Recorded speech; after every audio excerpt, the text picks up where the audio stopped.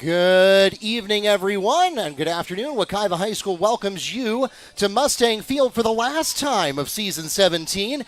Here in Wekiva Softball, we'd like to welcome Coach Naisha Griffin and Coach Taylor McGowan, Coach Naisha McCoy now, as we celebrate our Wekiva High School softball senior class of 2024. We invite all of our fans to join our coaching staff and their underclassmen teammates in congratulating these young ladies and wishing them well as they prepare to participate in their final regular season home contest. A quick programming note, a special welcome to those of you who are joining us online. We are simulcasting this in 3 places. We have it on nfhsnetwork.com, we have it on YouTube under the game live stream, and we have it on YouTube under the senior night live stream. So 3 different places you can get this. And again, for those of you here in the ballpark, if you have friends and family who'd like to join us online, please invite them to do that. And if you would like to watch this again at home or 10 or 20 years from now, we invite you to do that as well. And so, without any further ado, we will get to our senior members of the class of 2024. 4 young ladies to recognize this afternoon, and we begin with first baseman number 3, Avery Schoen.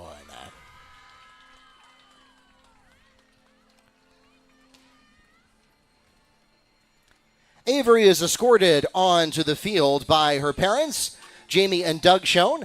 She is a thoroughbred Mustang playing all 4 years here at Wekiva. She's also a 3-year weightlifter, a 2-year cross-country player, and a 1-year member of Lighthouse Leaders. After graduating, Avery plans to attend Florida Atlantic University to pursue a bachelor's degree in sociology and then go on to a career in sports social work, with a shout out to Coach Taylor for influencing that decision. Avery would like to start off by thanking her parents. She says, "You guys have supported me the most throughout my life, and I will always have endless appreciation for you both. I would also like to thank my coaches for helping me become the woman I am today. You both have pushed me to overcome many obstacles, and I know these life skills will stay with me forever. A big shout out to my teammates who have turned out to be lifelong friends. I love you guys the most, so don't switch up on me when I leave, period. Lastly, and most importantly, I'd like to thank God for blessing me with the situation that I'm in, and I know He'll guide me to success. Number 3 forever, we out." Once again, Avery Schoen.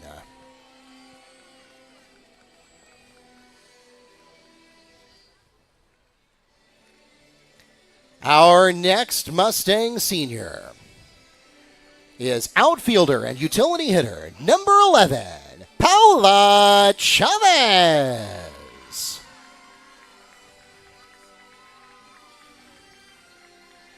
Escorted onto the field by Coach McCoy and Coach Taylor, as well as her parents and her boyfriend. That's Andrea Mauricio and Josiah McCoy.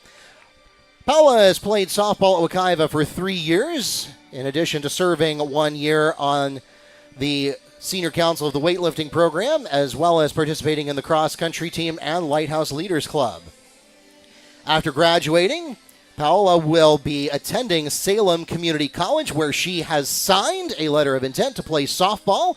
She'll also be pursuing an Associate of Arts degree in sports management and then transferring to a 4-year university to continue her education. Paola would like to thank her coaches, teammates, parents, and boyfriend for pushing her to be her very best and believing in her more than she ever believed in herself. She says, "I love you all very much." Once again, Paola Chavez.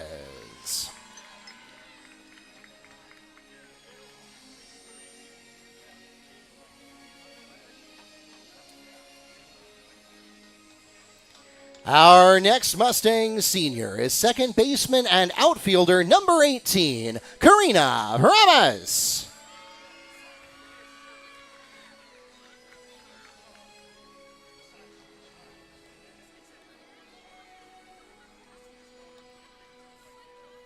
Escorted onto the field by her best friend and second family, Sean Peebles and Mackenzie Peebles. She is a thoroughbred Mustang playing at Wekiva all 4 years, in addition to 2 years of travel ball on CFL Pride. She's a 3-year weightlifter, a 2-year cross-country runner, a 4-year member of Wekiva Orchestra, where she serves on the executive board, a 2-year member of the National Honor Society, a 1-year member of Rho Kappa, and a 1-year member of Lighthouse Leaders. She has also received the ACE Cambridge Diploma, and after graduating plans to attend Florida State University, where as a Seminole she will major in psychology with a pre-med track and then go on to a career in psychiatry. Karina would like to begin by thanking her teammates. She says, they are my motivation for everything, and I love all of these girls with my whole heart, and know I will never find any other bonds like I do with these girls. My coaches, they pushed us all to our limits and gave us the tough love we needed, and because of that, I can proudly say they have prepared me for my future. My best friend Mackenzie, who would always encourage me throughout this 4-year journey. Everyone in my life has played some role in the person I have become on and off the field, and I want to thank them all as well. I hope to come back one day and see how far everyone on this team and the program as a whole has come. Once again, Karina Ramos. And last but certainly not least, finally for the class of 2024, outfielder number 21, Lily Jones. Lily is also a thoroughbred Mustang, playing softball at Wekiva all 4 years. She is escorted onto the field by her mother, Ebony Jones, her father, Thomas Jones, and Chris Jones as well, her younger brother. She is also a 3-year weightlifter and a 3-year cross-country athlete. And after graduating, plans to attend Albany State University to major in physical therapy and earn her bachelor's degree, then go on to a career as a physical therapist. Lily says, I want to start off by thanking God because I wouldn't be where I am without him. I want to thank my family for pushing me to become the person I am today. My mom, who made me join when I didn't want to but allowed me to explore these great 4 years playing softball. And Dad, who pushed me to keep trying. I also want to thank my teammates for being who they are, making me laugh and encouraging me on and off the field. Mostly, I want to thank my coaches for having faith in me and always making me feel so happy I joined Wekiva softball in the first place. I appreciate that I can also talk to one of you guys when needed. Being on this team has made me find who I am in so many great ways. So I'm so grateful I've met such amazing people in my life here at Wekiva softball. I love these 4 years, and I'm glad I've gotten to have long-lasting friendships out of it. I love you guys so much, and I'm so thankful for you guys. Once again, Lily Jones. Once again, we'd like to congratulate all 4 of these young ladies and thank them for the contributions to the legacy of our Mustang athletic programs. We wish them nothing but success in all their future endeavors. Please join me one more time, along with Coach McGowan, Coach McCoy, and on behalf of our athletic director, Coach Biaggi, and our principal, Dr. Williams, in congratulating your Wekiva High School softball senior class of 2024.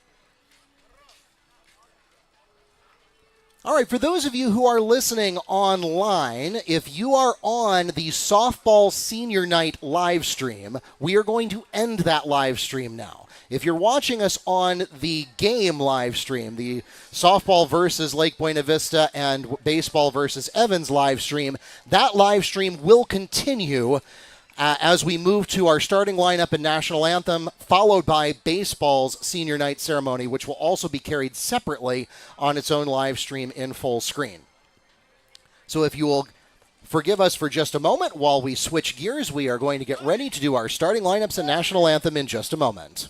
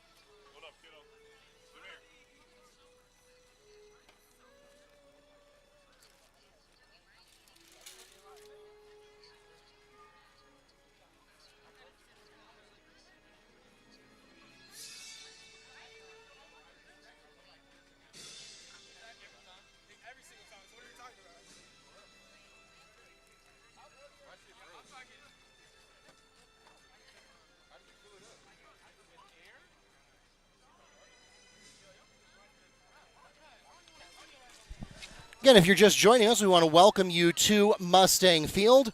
We are moments away from getting started with our starting lineups national anthem, first for softball, then for baseball. And then we will go immediately into baseball senior night ceremonies as softball prepares to start their game.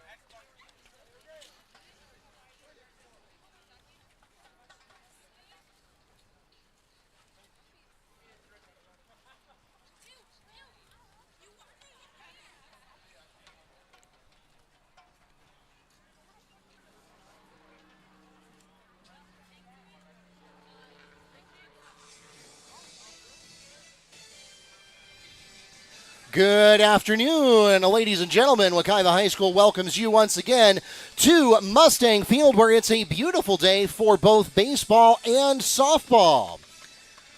Please welcome our guests on the softball field from Lake Buena Vista High School. They are the Vipers. And on the baseball field, please welcome our guests from Evans High School. They are the Trojans. Let's start on the softball field.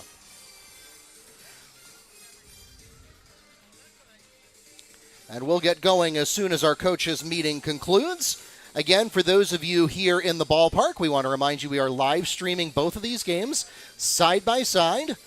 We have two different live streams going. One of them is going to go split screen and keep the softball game on the right half of the screen and baseball on the left half. The other one is going to only show the baseball full screen because that'll be for the senior night ceremony specifically.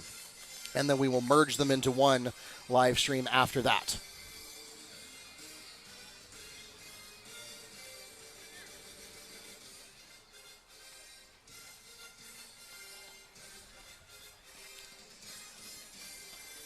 Again, our channel is youtube.com/Wekiva Sports, or you can search Wekiva Sports on the YouTube app with your favorite computer, smart TV, or mobile device. We also simulcast on NFHSnetwork.com. So, without further ado, let's get to the starting lineups. We'll begin with softball, and we will start with our guests from LBV, beginning with their leadoff hitter, catcher, number 4, Asa Khan. Batting second for the Vipers, left fielder number 1, Giselle Santos Rosario. Third in the lineup for the Vipers, and in the pitcher's circle to start today's game, number 3, Zolmari Vega. The cleanup hitter for the Vipers is third baseman number 44, Julianis Vega. In the 5-hole is first baseman number 18, Kirsten Blanchard. Batting sixth for the Vipers is second baseman number 20, Tatiana Navarro. In the 7-hole, center fielder number 24, Taylor Williams. Batting eighth for the Vipers is shortstop number 10, Diana Jave. And finally, for the Vipers, batting ninth, right fielder number 25, Janelle Suero.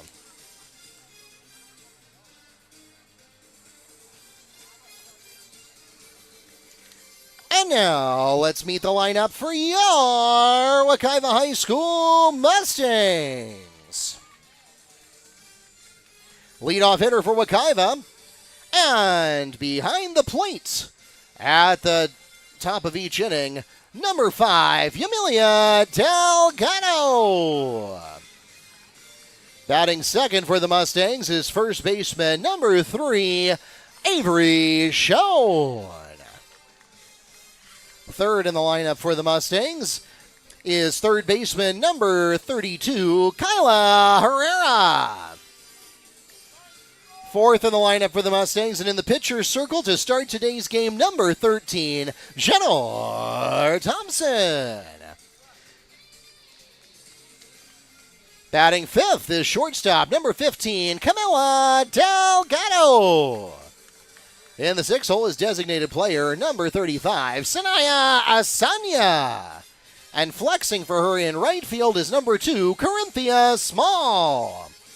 In the 7-hole, center fielder number 21, Lily Jones.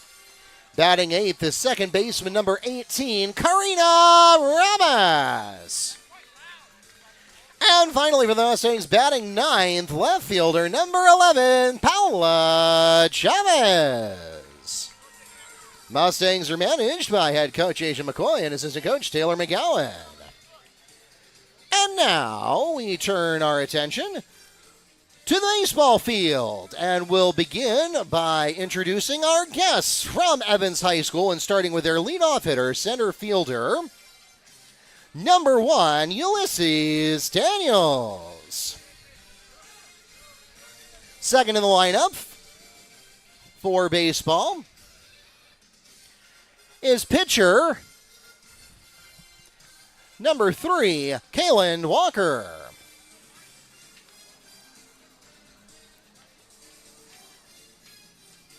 Batting third for Evans is third baseman number 13, Adrian Rojas. Fourth in the lineup for baseball is first baseman number 11, Antonio Bell. Batting fifth is shortstop number 7, Owen Gilcrease. In the 6-hole for the Trojans is catcher number 4, Chai Garcia. Seventh in the lineup for the Trojans, second baseman, number 12, Zaire Cornelius. In the 8-hole, right fielder, number 6, Jonathan Porter. And batting ninth for the Trojans, left fielder, number 10, Dion Holmes.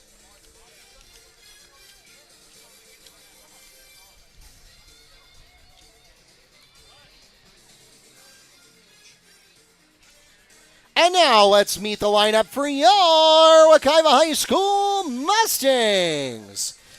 The leadoff hitter for Wekiva is center fielder number 13, Miguel Acosta.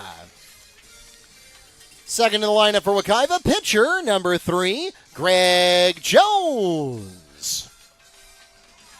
Third in the lineup for the Mustangs, and behind the plate at the top of each inning, number 17, Luis Perez.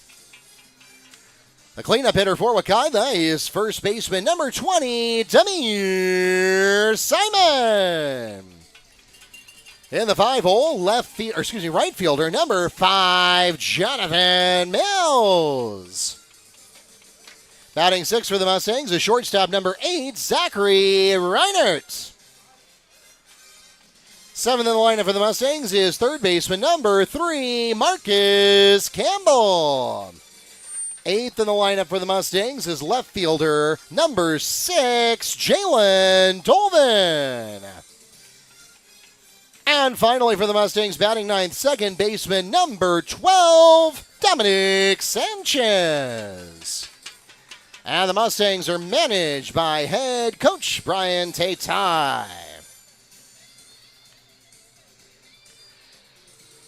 And before we begin today's game, we invite you to please stand as we honor America with the singing of our national anthem.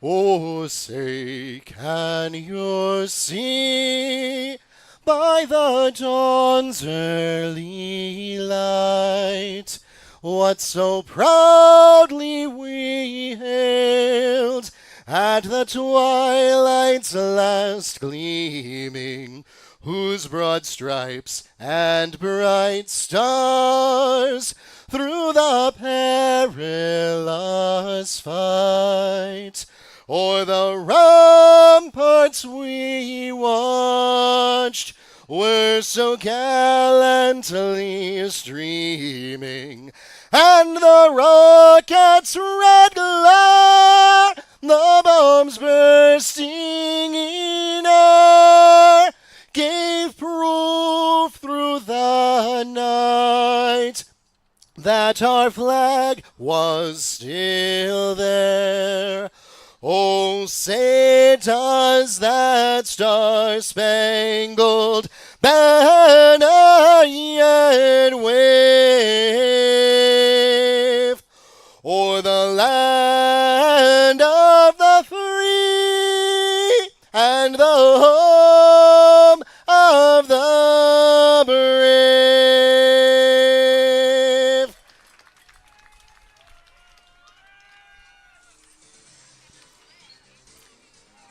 And now, once again, a programming note for those of you who are here in the ballpark or watching us online. Softball is going to go ahead and get their game started. And so we are going to switch to a split screen so that you can continue to watch that, although the scoreboard will not be updated because we're going to be focused on baseball for the next few minutes. Meanwhile, on the baseball side, we are running a separate live stream. So if you are specifically interested in the baseball senior night festivities, that is on a separate live stream on YouTube, and you can tune into that, and that will be available for on-demand archive.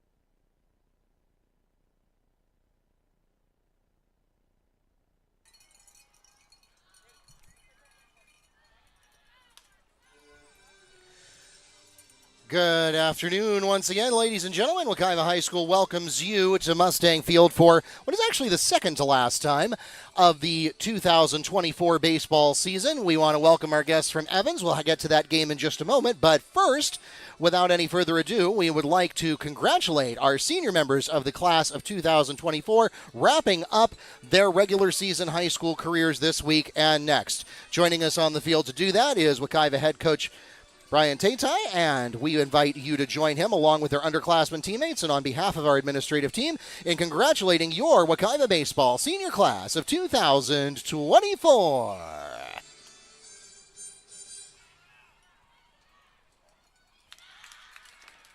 Our first Mustang senior to be recognized is center fielder number 1, Gregory Jones. Escorted onto the field by his parents, Greg Jones Sr. and Sonia Jones. Greg is a thoroughbred Mustang, playing all 4 years at Wekiva. He is also a 4-year member of the varsity football team, where he's number 14 and the team captain. After graduating, he plans to attend a 2- or 4-year college or university in the Southeast region, such as Florida, Georgia, South Carolina, North Carolina, Alabama, or Texas, and pursue a degree in computer science or data engineering, computer tech support, etc., and then go on to a career as a business owner or continue to play sports at the next level. Gregory would like to thank my God, my family, my team, and all my coaches, teachers, and guidance counselors. Once again, Gregory Jones.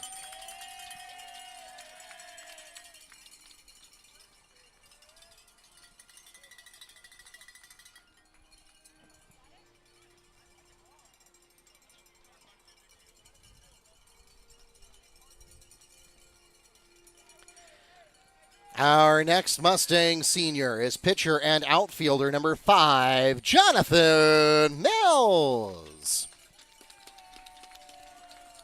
Escorted onto the field by his parents, Jonathan Mills and Jennifer Cotto. He is also a thoroughbred Mustang, playing all 4 years here at Wekiva, and is also a 1-year member of the boys weightlifting team. He's undecided on his college plans yet, but plans to pursue a career as an automotive technician and play baseball in college. Jonathan says, I am going to inspire and motivate people to reach their full potential, and I'm going to use baseball as my platform to do this. I am going to touch people's lives in a way that affects millions. Once again, Jonathan Mills.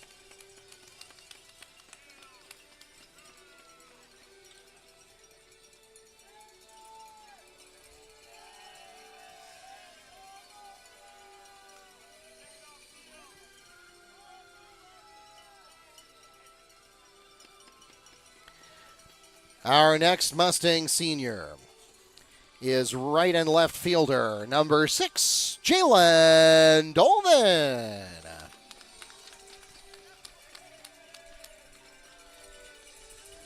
Escorted onto the field by his mother, father, and brother, Antoinette, Michael, and Caleb. Jalen has played baseball at Wekiva for 3 years. He is also a 1-year photographer on the yearbook program and a 1-year member of the Mustang Sports film crew, where you are watching right now. After graduating, he plans to attend Seminole State or go to post-grad for baseball, that major in digital camera cinema and TV production, and then go on to a career in camera operations, videography, and directing. Jalen says, I thank God for all the opportunities he's given me and thank Coach for not giving up on me. I thank my family, friends, and teammates for sticking with me through good and bad times, and a shout out to all the coaches and people who helped me grow as a man and as a baseball player.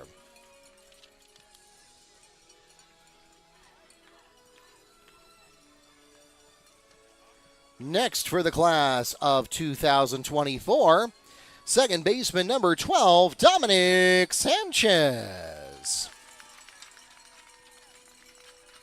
Escorted onto the field by his parents, Eli and Lisa Sanchez. Dominic has played baseball here at Wekiva for 3 years and was awarded the Austin Durant Fire Scholarship.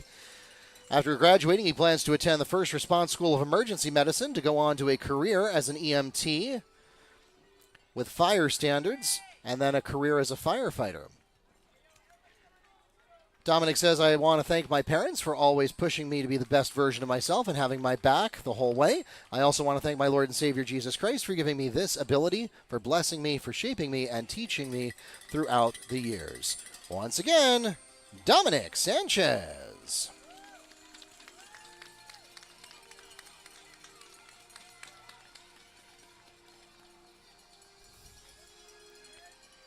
And last but certainly not least, our final Mustang senior in the class of 2024 is first baseman number 20, Demir Simon. Escorted onto the field by his parents, David Simon and Deviani Baladin. Demir is a thoroughbred Mustang, playing at Wekiva all 4 years. He's also a 2-year basketball player at Wekiva. Not just an athlete, but also a scholar. Demir is trending toward a 3.8 GPA for graduation. He is uncommitted at this point, but he does plan to continue his academic and athletic career at the next level, where he will pursue a degree in business or finance. Demir says, first and foremost, I'd like to thank God because without him, nothing is possible. I'd also like to thank my parents for the sacrifices they've made for me and being there for me. And to all my family, thank you for all your support and having my back. Thank you to all my coaches in the past, pushing me to be the best version of myself so I could continue at the next level. And to Coach T, thank you for believing in us and continuing the Wekiva program. Last but not least, my teammates, brothers, and family, I love going to battle with you all more than anything. Thank you all for everything, for all the memories, special teams, special plays, and special players. Number 20 forever. Once again, Demir Simon.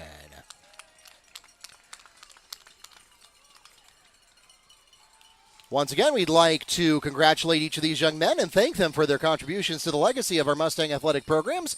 We wish them nothing but success in all of their future endeavors. Please join me once again, along with Coach Tatai, on behalf of the entire Wekiva administrative team and their underclassmen teammates in congratulating your Wekiva High School baseball senior class of 2024.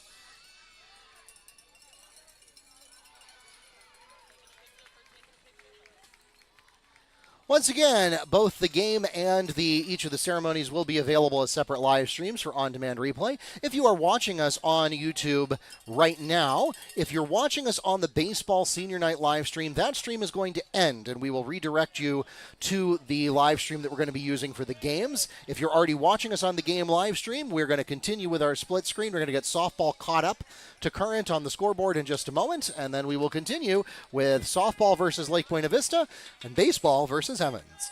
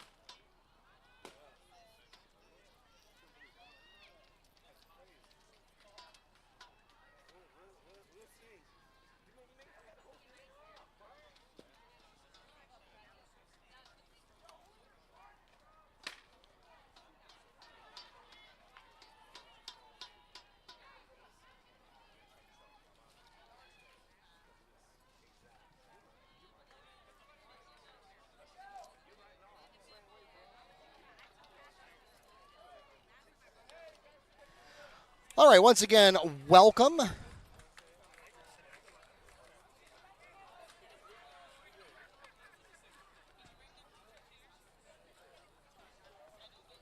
Welcome to Mustang Field. We have now gotten our scoreboard up to date. This is Lily Jones at the plate on the softball side. We have one out. This will be ironic. We'll have Lily Jones on the baseball side. Greg Jones is going to be your leadoff hitter for Wekiva once we get to the bottom of the first. Jones is your starting pitcher, on the baseball side.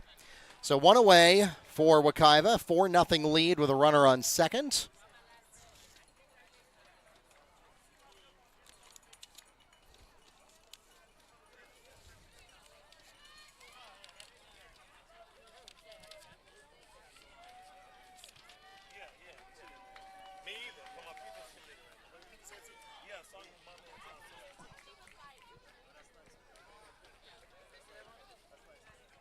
Neil, can you move that speaker back to point at softball, the one that's next to you?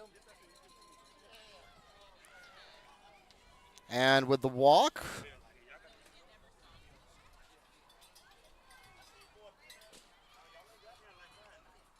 Now at the plate will be Karina Ramos.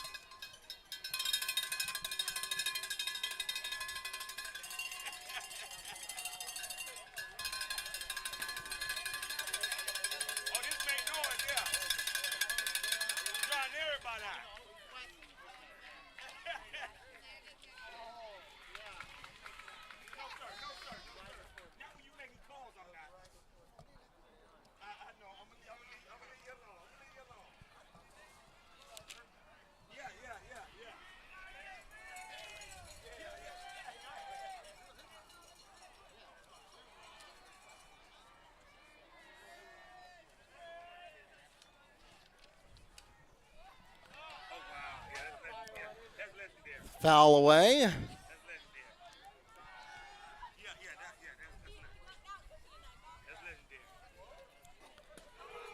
Runners at 1 and 2 now for softball.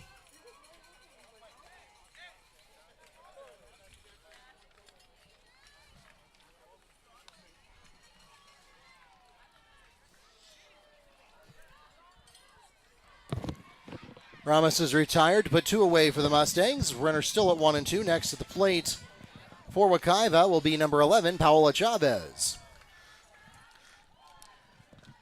Meanwhile, we are just about ready to get started on the baseball side. I want to welcome to the broadcast Neil Fisher from the Apopka Chief. He was busy taking pictures of both of the senior night festivity sets, and now will be joining us to call the baseball game. I will be focusing on the softball game. We will do our best not to talk on top of each other. And once again, Mark, thank you. And as always, an excellent job. Of course, as Mark just alluded, tonight's that special night. All the players and families look for senior night celebration. Excellent job, as always, on that, in addition to your usual pregame festivities. So, get ready for the baseball game. Evans, of course, coming in with a 1-15 record.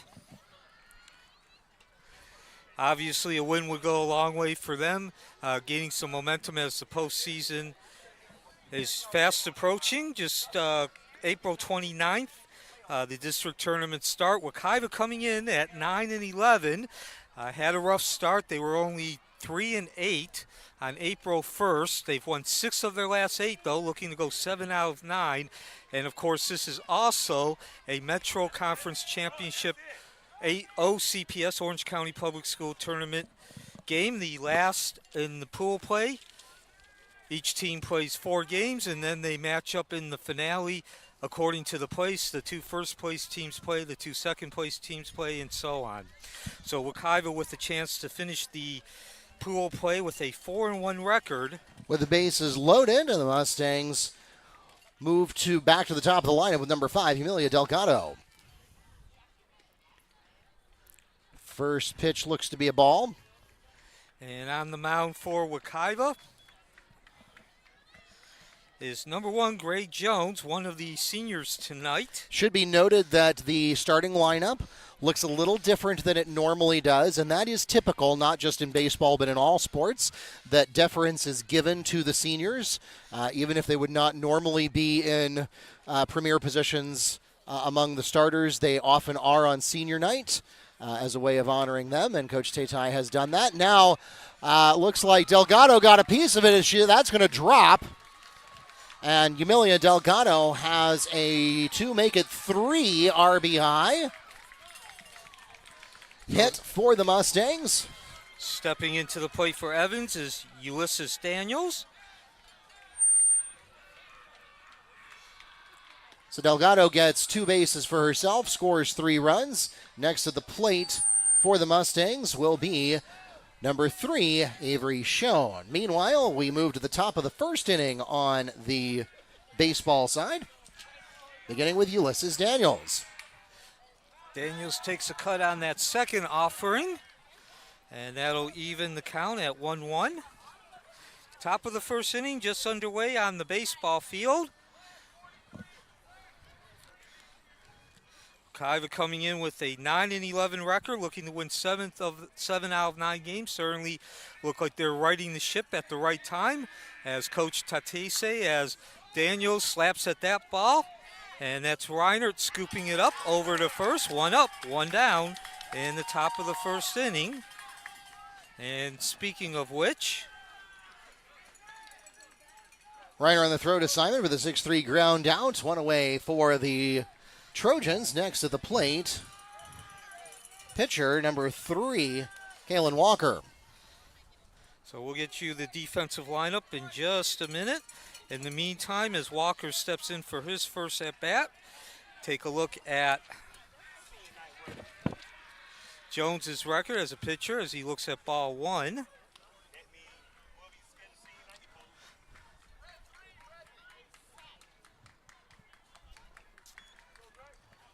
Jones comes in to this game as he delivers strike 1. Meanwhile, Avery Schoen looks at the first ball as that's high and inside.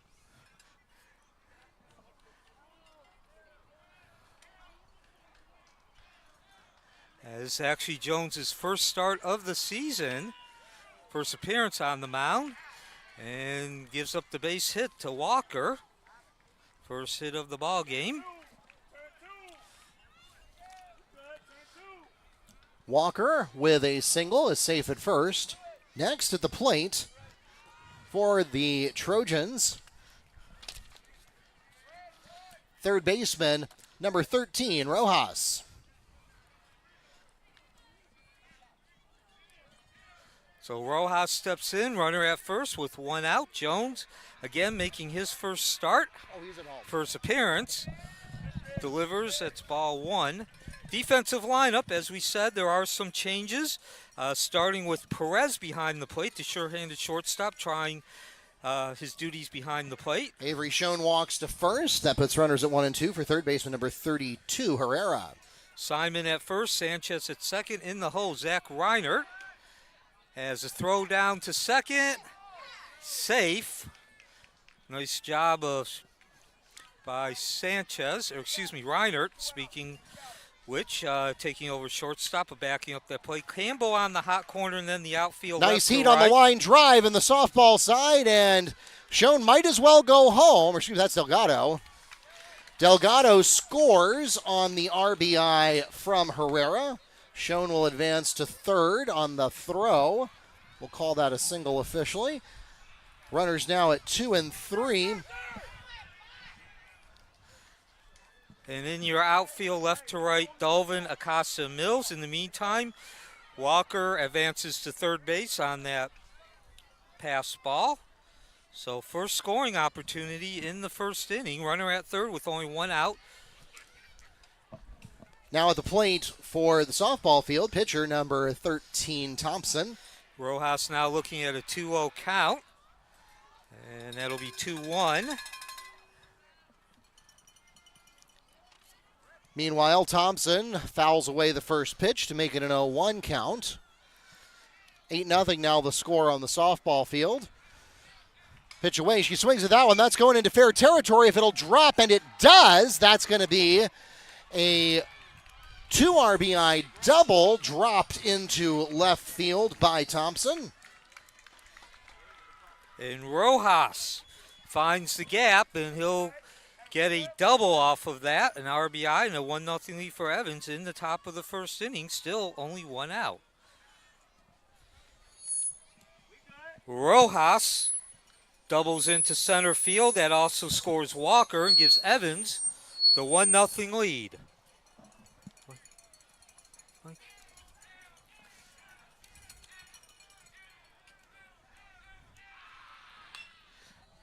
That's Bell at the plate. Bell at the plate for baseball. Camila Delgado at the plate for softball. She swings at the first pitch.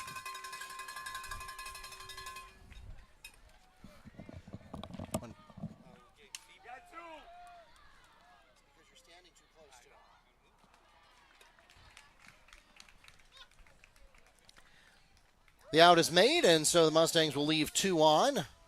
10 runs scored for the Mustangs on at least 3 hits once we started paying attention after the senior night festivities ended. And it's a 10-0 lead for Wekiva at the end of 1 on the softball side.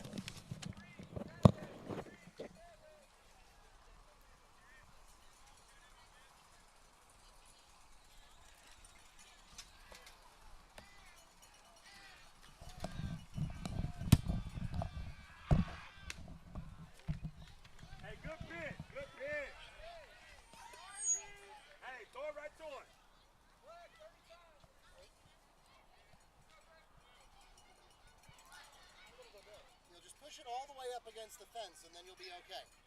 As far as you can get.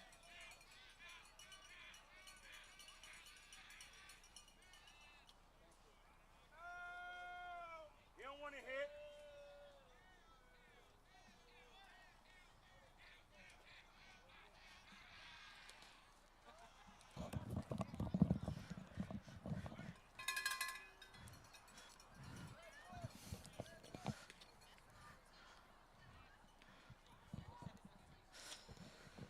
So this is Gilcrease at the plate, the shortstop, 2 outs, runner at second. With Greg Jones on the mound. Smacks that ball over to the shortstop. Reinert charging. Gobbles up over to first, and that'll bring an end to the first inning. Play is made for the Mustangs on the throw from Reinert to Simon. That takes us to the middle of the first inning. 1 run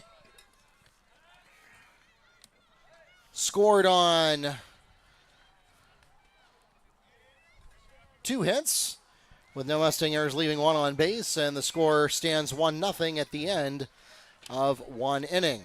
As we enter the top of the second inning on the softball side, the Vipers will begin in the 4th position of their lineup with third baseman number 44, Julianis Vega.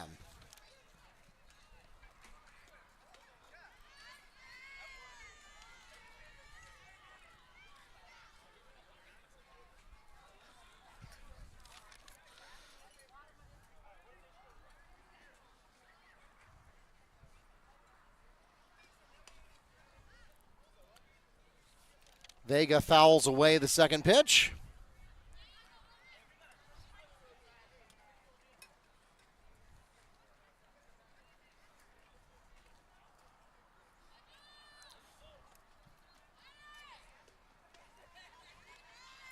Swing and a miss there to put up the second strike. Actually make it the third. Due up for Wekiva in the top of the first inning, Acosta, Jones, and Perez.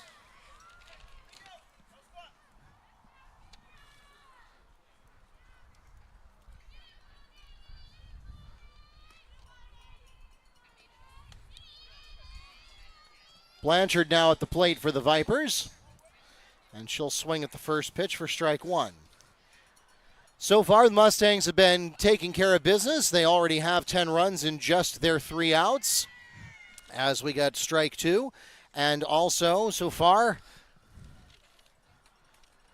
Thompson has allowed no base runners. They went 3 up and 3 down in the top of the first. And now she throws a ball. It's low.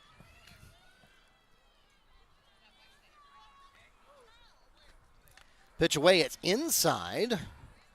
As Blanchard ducks out of the way of it for ball 2. That evens the count 2-2.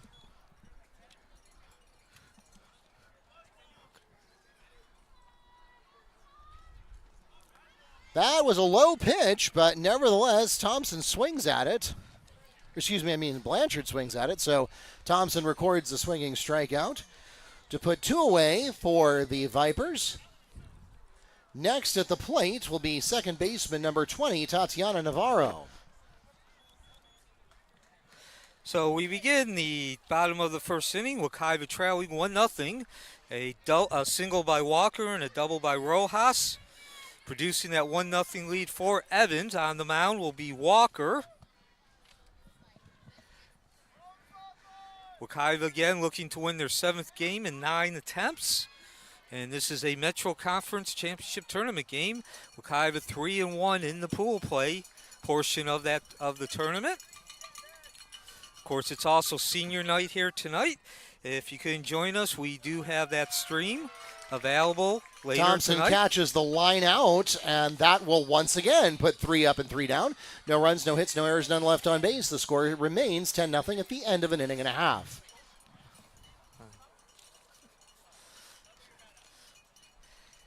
Now batting and leading off the bottom of the first inning for Wekiva, number 13, center fielder Miguel Acosta. So Miguel Acosta stepping in the field. Mentioned, of course, there are some changes being this is senior night. One of them is Acosta playing center field. Acosta number 2 in batting average with .404 average. He looks at ball 1. The sophomore, also 11 RBIs, 3 doubles, 2 triples, and a pair of home runs.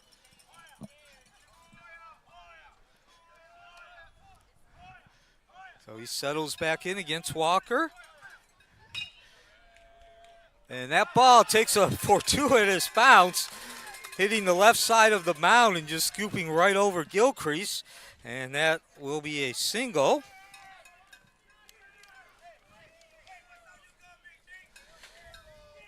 Acosta reaches base on the single over the shortstop, and that'll bring up the pitcher, number 1, Jones. As we enter the bottom of the second inning on the softball side of the field, the Mustangs will begin in the 6th position of their lineup with designated player number 35, Sanaya Asanya. So Jones, one of the seniors who was also honored in the ceremony today. Also want to mention Acosta has a chance to set the record for most stolen bases. School record, he has 28. The record is 30, so certainly keep an eye on that as well. Of course, I'm sure Miguel would also say that he does that because it helps out the team first and foremost, but nonetheless, still got a few games to set that record. 3 more to go. And speaking of which, he's on his horse and will slide in safely. 29th stolen base of the season for Acosta. And Wekiva threatening to tie this game after only one batter. A 1-0 count on Jones, the starting pitcher.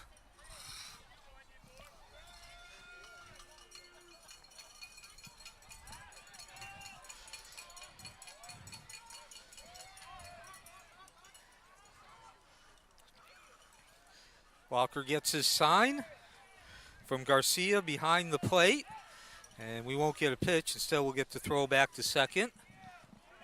So your defensive lineup for Evans, of course, Walker on the mound, Garcia catching.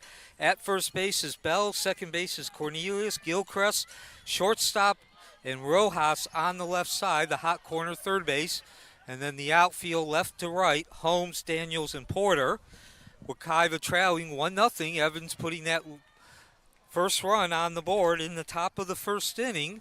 Wekiva threatening, though. It's been the Miguel Acosta show. And down to third base, and he'll slide in safely. And that does tie the record now. Most stolen bases ever for a Wekiva player in an individual season at 30. And Acosta slow to get up. Doesn't look any worse for wear, though. As the count now 2-0 to Jones. Can't ask for a better situation if you're Wekiva. Your leadoff hitter gets on, advances to third, nobody out. Don't need a single, just a fly ball to the right side or a ground ball to the right side. Wild pitch over on the softball side for Lily Jones. And that'll walk Jones, and the wild pitch will also allow Asanya to get to third base. And now Jones looking at a 3-0 count. Perez up next, and he'll take first base. Jones, that is, on 4 straight pitches. And first and third with nobody out as Perez steps into the plate. Runners at first and third now for number 18, the second baseman, Karina Ramos, who fouls that one away. Jones takes first base on the walk, and that'll bring to the plate number 17, catcher Perez. So Perez steps in, runners at first and third, nobody out. Wekiva certainly has the makings of a big inning here. Perez, mentioned this in a couple of previous games, had a slow start, was batting only .225 as he looks at ball one, and down to second base goes Jones. So runners now at second and third. Stolen base successful, no throw. He is now batting, Perez, that is, .255, so he's raised his batting average in the last 5 games or so, about 30 percentage points. Perez also with 10 RBIs and 2 doubles. And he looks at strike one, 1-1 count. Meanwhile, Ramos looks at first ball as that evens the counts 1-1 in the dirt.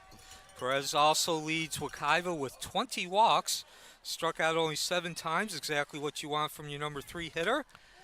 And a mighty rip at that one. And he just gets a piece. So that runs the count to 1-2.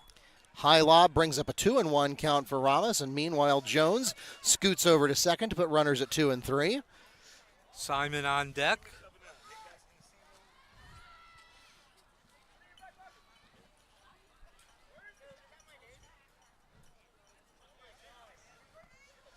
Got a stoppage here as everybody makes sure that they're no worse for the wear after that foul tip coming off the bat of Perez. Everybody back to their assigned positions.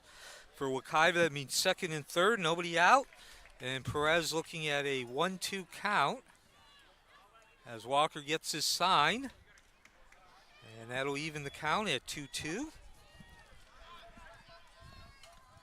Ramos brings a runner in, and now with runners at first and third, up next will be left fielder number 11, Paola Chavez.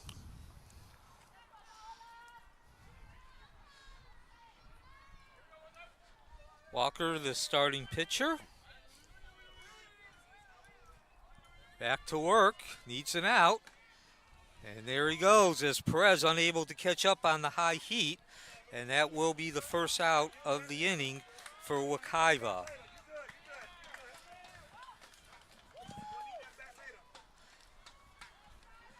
Walker records the first out via the strikeout. And that'll bring to the plate number 20, first baseman Simon. Meanwhile, we get a foul that goes all the way to the fence, and Vipers not able to catch up with it, so that'll just go down as a strike on Chavez. Simon steps in, batting .435, leads the team with that very gaudy batting average as he fouls that first pitch off, 0-1 count. Also has 15 RBIs, second on the team, along with 6 doubles. One of the 5 seniors honored today.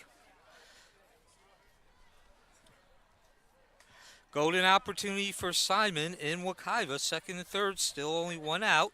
Acosta and Jones leading off the game by reaching base. Walker delivers.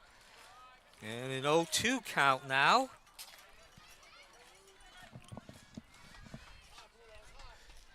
Meanwhile, Chavez also picks up her second strike. Beautiful day at Mustang Field as both softball and baseball are competing today. Temperatures in the mid-80s.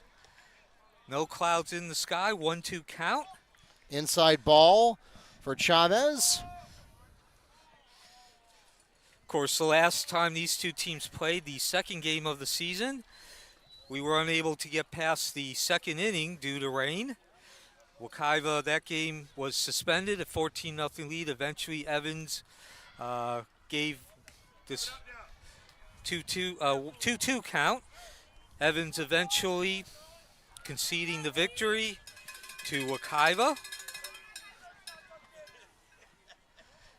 So the 2-2 count as Simon steps back in. Second and third, one out, bottom of the first inning. Wekiva trailing 1-0. And that'll run the count to 3-2. Chavez walks to first, and that will load up the bases as the Mustangs return to the top of the card with catcher number 5, Emilia Delgado. So after being down 0-2 in the count now, Simon forces the full count.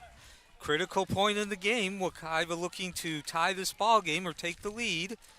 They trail 1-0. Evans getting that lead in their first half of the inning. Certainly great opportunity for some momentum, and Simon will not have a chance to swing the bat, but that does load the bases on the walk.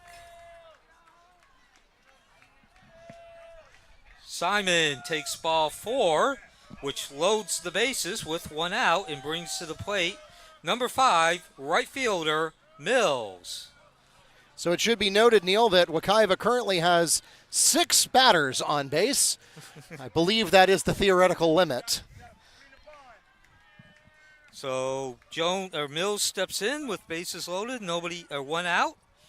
Mills, also a senior, being celebrated tonight, a very impressive .333 batting average. And there you see why. He continues his hot hitting. Ball drops in. 1 run in, 2 runs in. And Tate gives this hold sign to Simon. He slides in safely, and Wekiva takes the 2-1 lead in the bottom of the first inning. Also give 2 RBIs to Mill.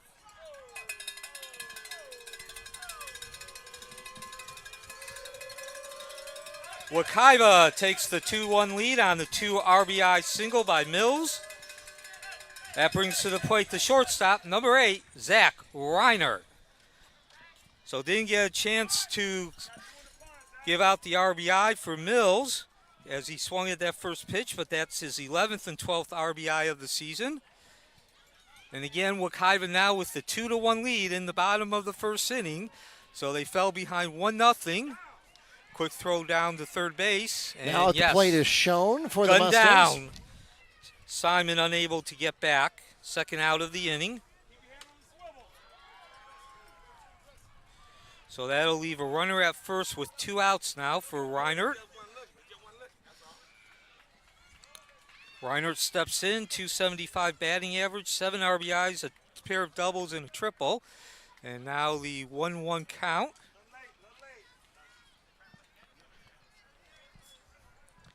Schoen brings home 2. Next to the plate, third baseman number 32, Herrera.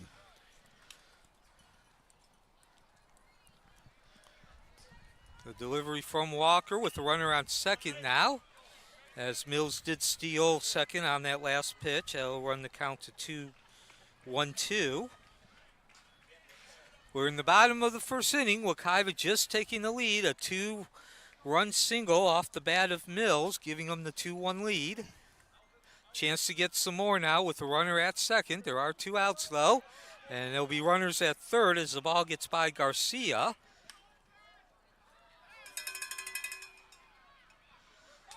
So now a base hit will bring in the 3rd run of the inning. And a 2-1 count. Chavez comes home on the RBI single from Herrera. That also advances Schoen to second, so runners still at 1 and 2. Walker delivers.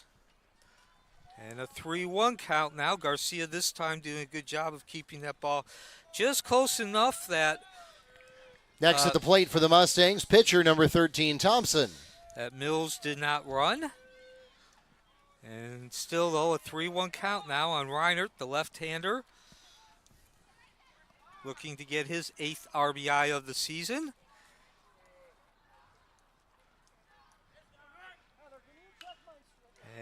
gets just a piece of it. Stay alive.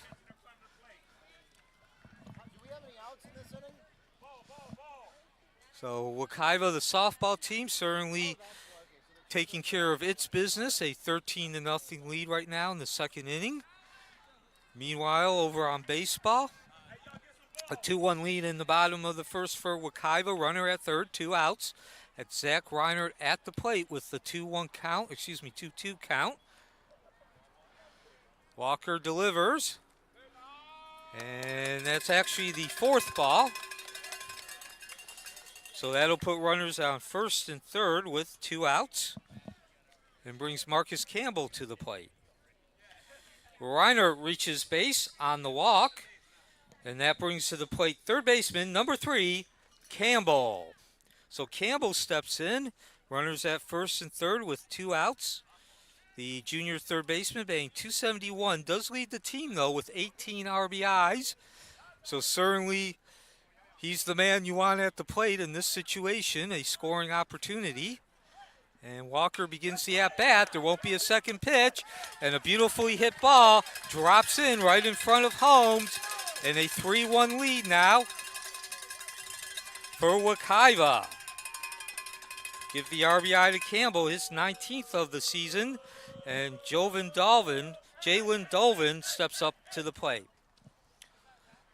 The single off the bat of Campbell brings in the third run of the game for Wekiva. A 3-1 lead right now. And that also brings to the plate left fielder number 6, Dolvin. So Dolvin steps in now. Runners at second and third with 2 outs. Chance to further up that lead. And now pitching for softball. Number 10, Diana Jove takes the circle.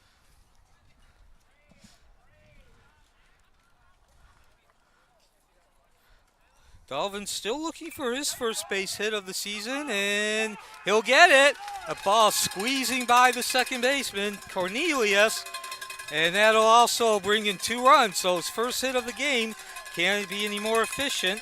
2 RBIs, a 5-1 lead now for Wekiva. Wekiva ups the lead to 5-1 as Dolvin singles into right field. And now stepping into the batter's box, number 12, second baseman, Sanchez. So Wekiva answering Evans. Evans took a 1-0 lead in the top of the first. Wekiva scoring 5 in the bottom of the first, 3 coming with 2 outs. And Sanchez steps in, runner at first with 2 outs. And on the softball side, this is now shortstop number 15, Camila Delgado at the plate with bases loaded. And also, I've corrected the score there. I had inadvertently scored 2 outs as runs, so we backed those out. It's 2 outs on the board, 13-0 the score, as there's a high ball to open up Delgado's at-bat. Sanchez also looking for his first hit of the season. Say also because Dolvin had been hitless until his at-bat. And do we go 2 for 2 in first hit? Nope. Fly out to Holmes. Ball gobbled up in the outfield by Holmes. But Wekiva has done damage and answers Evans at the end of the first inning. A 5-0 lead for the home team. Wild pitch will bring home a run. The third out is recorded on the fly ball into left field. Emilia Delgado comes home on the wild pitch on the softball side. However, Wekiva does score 5 runs to take a 5-0 lead, 5-1 lead. 4 hits producing those 5 runs as we head into the top of the second inning.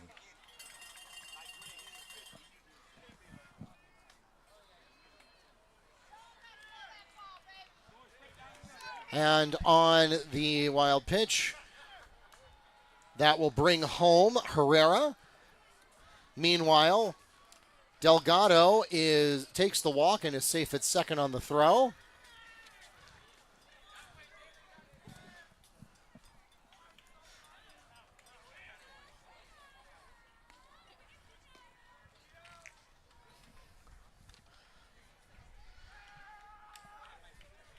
At the end of the first inning, Wekiva 5, Evans 1.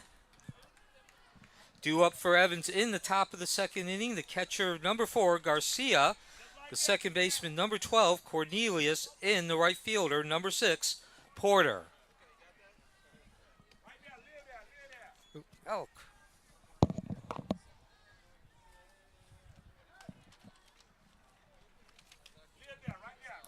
And this is now Sanaya Sanya. The pitch is behind her and wild.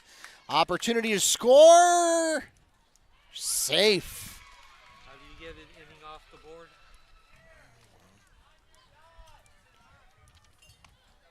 Thompson comes home on the wild pitch.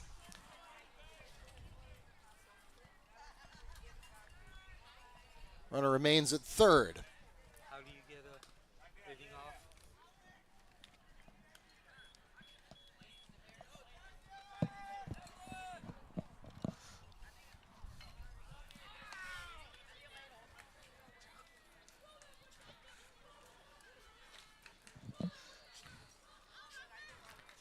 And a high outside pitch.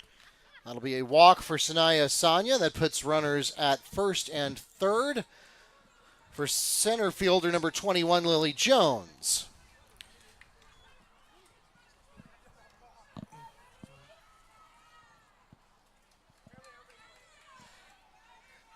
Now pitching for Wekiva, number 20, Demir Simon. On the softball side, the wild pitch scores Delgado. Leading off for Evans in the top of the second, number 4, the catcher, Garcia. So Garcia steps in. Simon throws his first pitch. Jones pitching the first inning, giving up 1 run. Did his job, getting Wekiva through that first inning. They now have a 5-1 lead. Ball 1 to Garcia. Simon doesn't get a lot of opportunities on the mound, so we'll see what he can do here in the appearance. And actually, as a matter of fact, this is his first appearance of the season on the mound. So with that 5-1 lead, Coach Tate, as that ball straightaway center field, and Acosta, right place, right time, scoops up that ball out of the air, 1 up, 1 down in the top of the second. Acosta in center field catches the fly ball for the first out of the inning, and that brings up number 12, the second baseman, Cornelius. Oh, Jones is in center now? Correction, that's Jones in center field.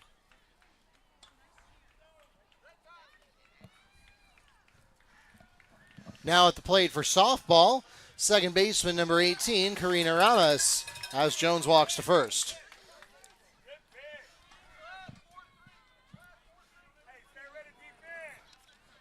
So with 1 out, Cornelius steps up, nobody on base. The high heat actually a bit outside. Nonetheless, Cornelius unable to catch up, runs the count to 0-2. Wekiva hasn't gotten a strikeout yet, but they do have that 5-1 lead, and there's that first strikeout. As Cornelius unable to catch up with the heat from Simon on 2 consecutive pitches. 2 up, 2 down in the top of the second. Second out of the inning recorded via the strikeout. Now stepping into the plate, number 6, right fielder, Porter. So Simon, as good a start as can be possible. A fly ball to center field in the strikeout. Begins his third batter. Some inside music there. 1-0 count. Wekiva with the 5-1 lead. We're in the top of the second inning. A Metro Conference Championship Tournament matchup. Evans the opponent. And that'll even the count at 1-1. Of course, tonight is senior night for both the softball and baseball team. If you're unable to catch the ceremony, you can do so on the stream. We do have a stream available. Ramos walks to first. That loads the bases for left fielder number 11, Paola Chavez on the softball side. A 1-2 count now on Porter. Nobody on, 2 outs, top of the second, 5-1 lead for Wekiva. As Simon goes back to work, looking to go 3 up, 3 down. Needs one more strike. And the delivery just a bit outside. Give Porter credit, laid off the close one. The baseball team honoring 5 seniors tonight. And, of course, softball previously honoring 4 of their own. As we get another ball that's on the wrong side of the batter for Chavez. So Porter will stay at the plate. Just a piece of that to stay alive. 2-2 count. 5-1 lead for Wekiva. It's been a beautiful day at Mustang Field, both of the fields. Of course, they're only about 15 feet apart. Temperatures in the mid-80s, no clouds in the sky, as Porter chases the high curve, and a perfect inning for Simon. 1-2-3, and we go to the bottom of the second. 5-1 lead for Wekiva. Simon completes the inning with the strikeout, 2 in a row. And that will leave the score at 5-1 as we head to the bottom of the second inning. No runs, no hits for Evans.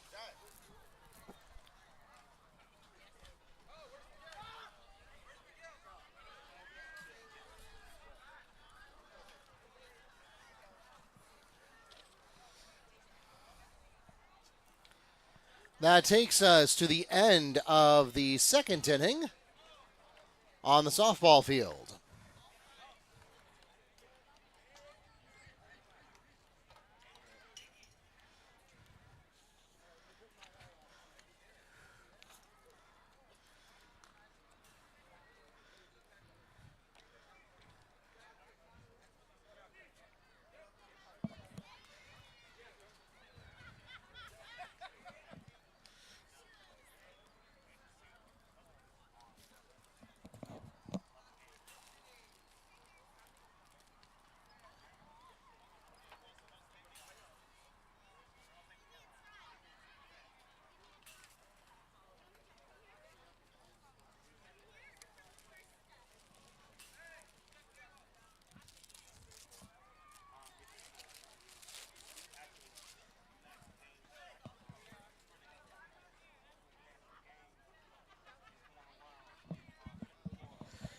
And due up for Wekiva in the bottom of the second inning.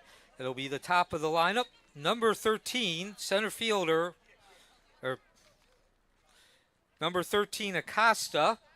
Number 1, Jones, and number 17, Perez.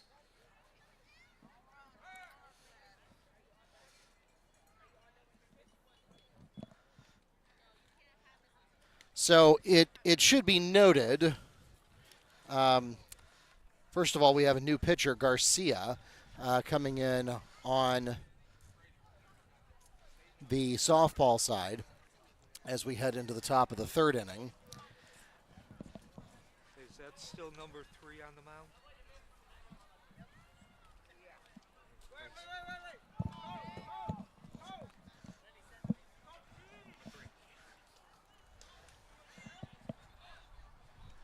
We begin the bottom of the second inning. Wekiva holding a 5-1 lead. And now batting the top of the order, number 13, Acosta. So Acosta began the game, 404 batting average. Certainly will go up. Led off Wekiva's offensive attack with a single. Scored the first run after stealing second and third base. He was followed by Jones, who also reached base on the single, and he looks at ball 1.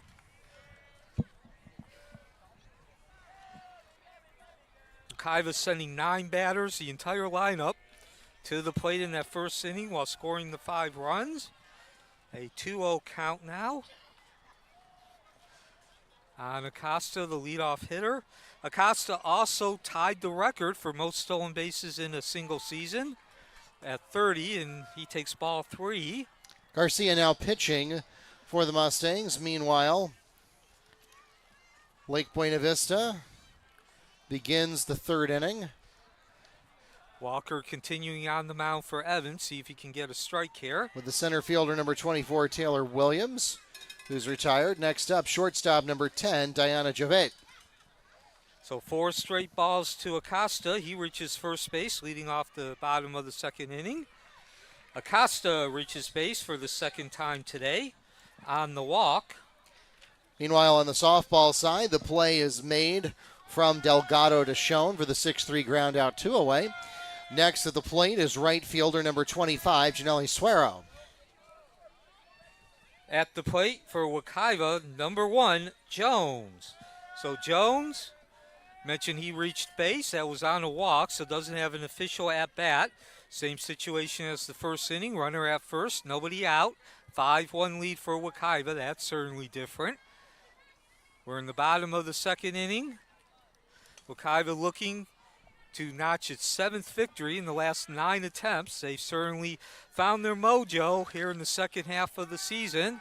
Schoen has the unassisted ground out at first, and 3 up, 3 down. That takes us to the middle of the third inning. And Acosta slides into second base with the stolen base, successful, and that will set the new record. Not only did he steal the base, he literally took the base out of the ground.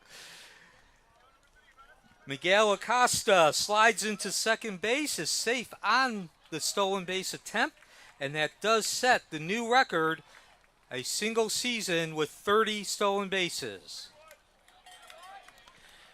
Meanwhile, that takes us to the end of the softball game. We'd like to thank everyone who came out to support your Mustang and Viper athletes. Congratulations again to our 4 young ladies who participated in their last regular season home contest tonight and went out in dominant style. Of course, we encourage you to visit Max Preps to get the rest of the away season because there is still 1 more week of softball season. It's just that they are all away games. Thanks also to those of you who joined us online. If this concludes your visit with us today, we do hope you will subscribe before you go. Meanwhile, though, coverage does continue of baseball versus Evans.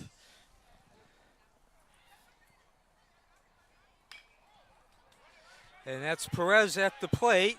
Scoops, chops the ball over to first. And Walker unable to throw on the run. And Perez will reach base on the air.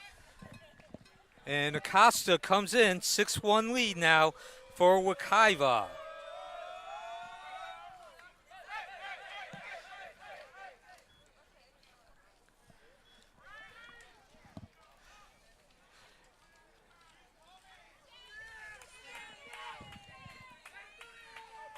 And want to make a correction. Miguel Acosta did set the stolen base record for most in a single season. However, it was 31 now.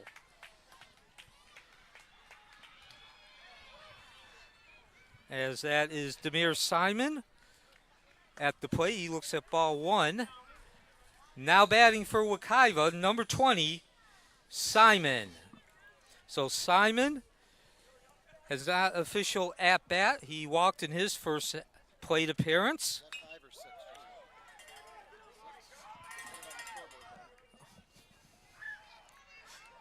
Potential for a sac fly here.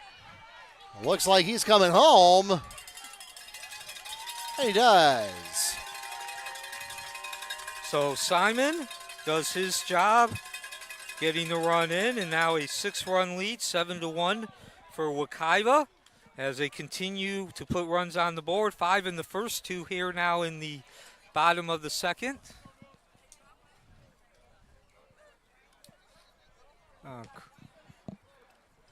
And that brings to the plate Mills. He's 1 for 1 with a pair of RBIs. At the plate, number 5, Mills.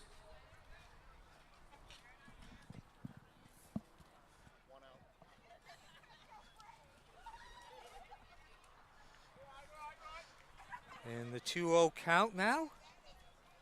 That one in the dirt, but nobody on to take advantage of it.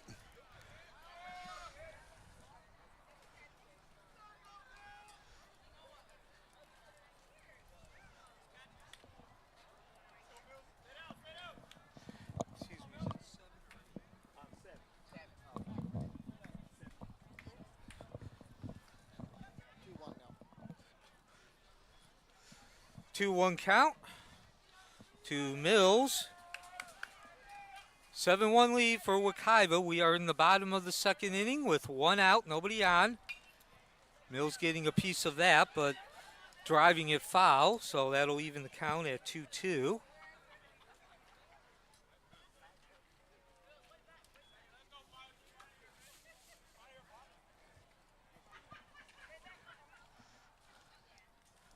Mills steps back in. Walker, the pitcher for Evans. He was the starter.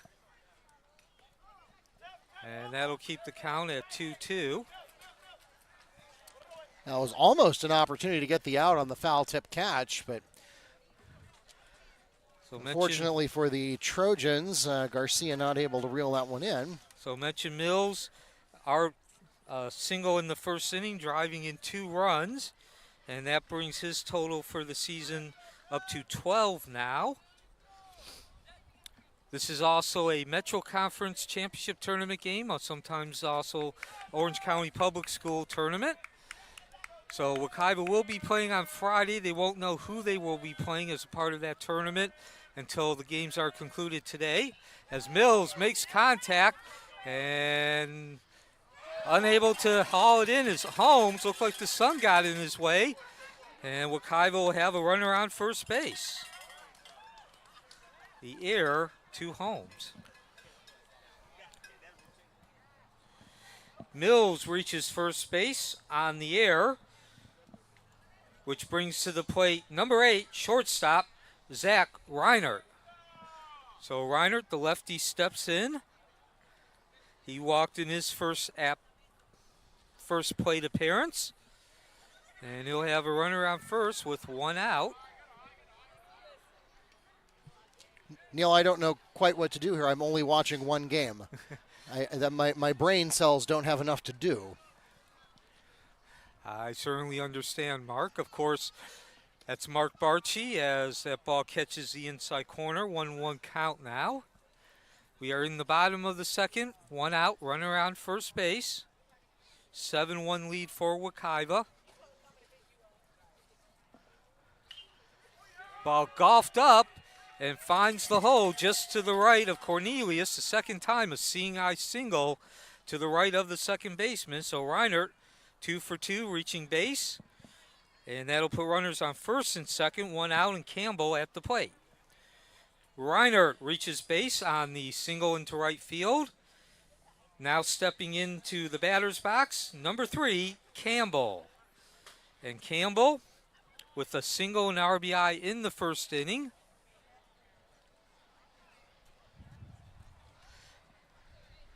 RBI for Campbell, his 19th of the season, leading the team.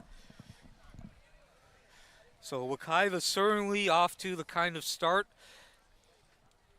that any team would be looking for with the 6-run lead. In good position to win its 7th out of 9 games. Ball 1. 1-0 count to Campbell, the third baseman. Of course, tonight was senior night. Had the celebration, the ceremony before, as Walker finds the outside corner on the curveball.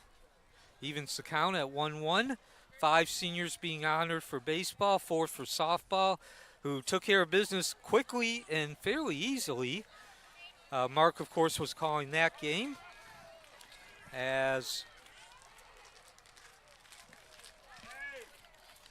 Mills and Reinert are each advance on the pass ball. So an opportunity for Wekiva to get runs in without necessarily getting a base hit, second and third. With only 1 out, we are in the bottom of the second inning. And a 2-1 count now. Make that 3-1 to Campbell. Dolvin on deck.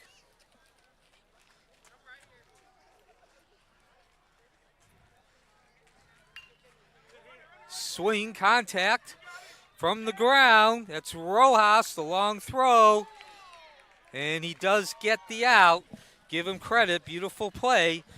and that does prevent the lead from growing more. Nonetheless, Wekiva does bring in 2 more runs and ups the lead to 7-1 heading into the top of the 3rd inning. A beautiful play. Rojas snagging the ball on the log throw over to first to record the 3rd out. However, Wekiva does score 2 more runs on 1 hit and now have a 7-1 lead heading into the top of the 3rd inning.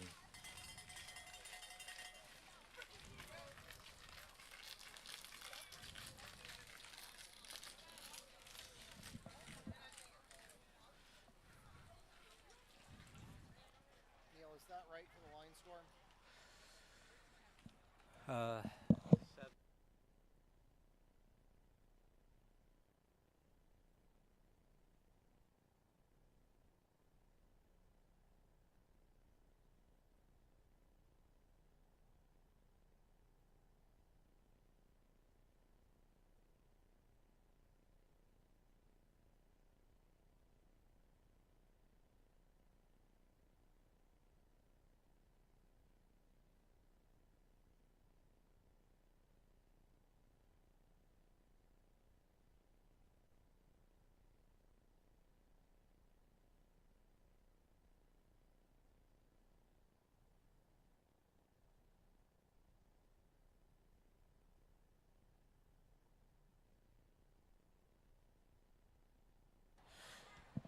Now pitching for Wekiva, number 12, Sanchez.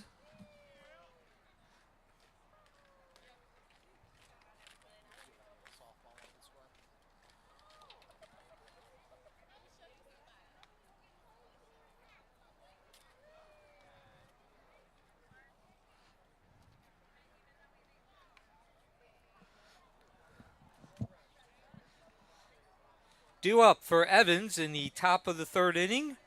The left fielder, number 10, Holmes. Center fielder, number 1, Daniels. And the pitcher, number 3, Walker.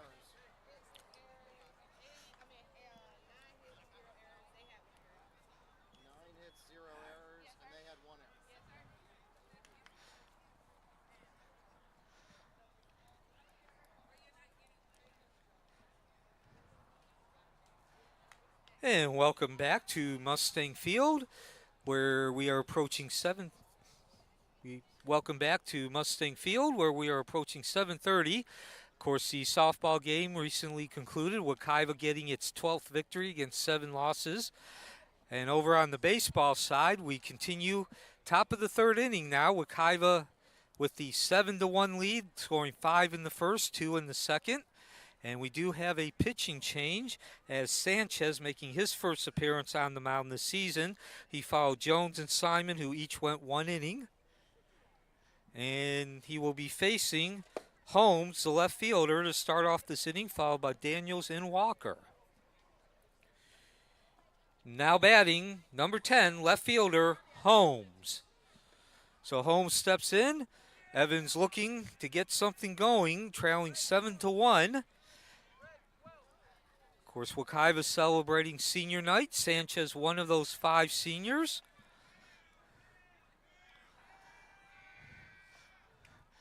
And he starts off with ball 1, just a bit outside.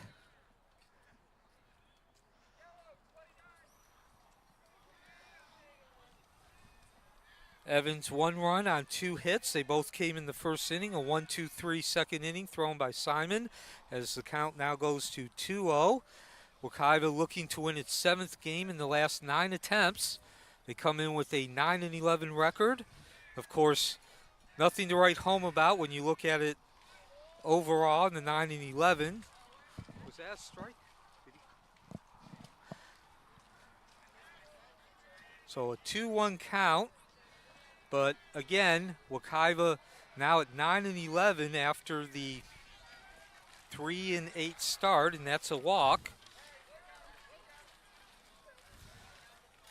So the first time tonight in this game that Evans gets its leadoff batter on, and that'll bring to the plate Daniels, the leadoff hitter, overall leadoff hitter. Holmes reaches base on the walk, and that brings to the plate the center fielder, number 1, Daniels. So Sanchez taking over mound duties in the third inning. Not the start he wanted. And that did hit Daniels. Or at least, well, we're going to have a discussion. So we got a stoppage here. And meanwhile, while we wait for this conference, we did get the final line score of the softball games. There you see 18 runs on 9 hits with 1 Viper error. And goose eggs on the book for Lake Buena Vista. And again, Wekiva is now 12-7 on the season. I believe that is their best season they've ever had, Mark. Record-wise, I don't remember them ever winning 12 games. Yeah, that is their best record. I checked that with Instagram, and they can't put it on Instagram if it isn't true. Or at least I assume Coach McGowan wouldn't put it on Instagram if it isn't true. So they actually, I believe they hit that at 10 and then continued to get 2 more wins. So certainly a banner year for Wekiva softball, and obviously Lake Buena Vista struggling with pitching today.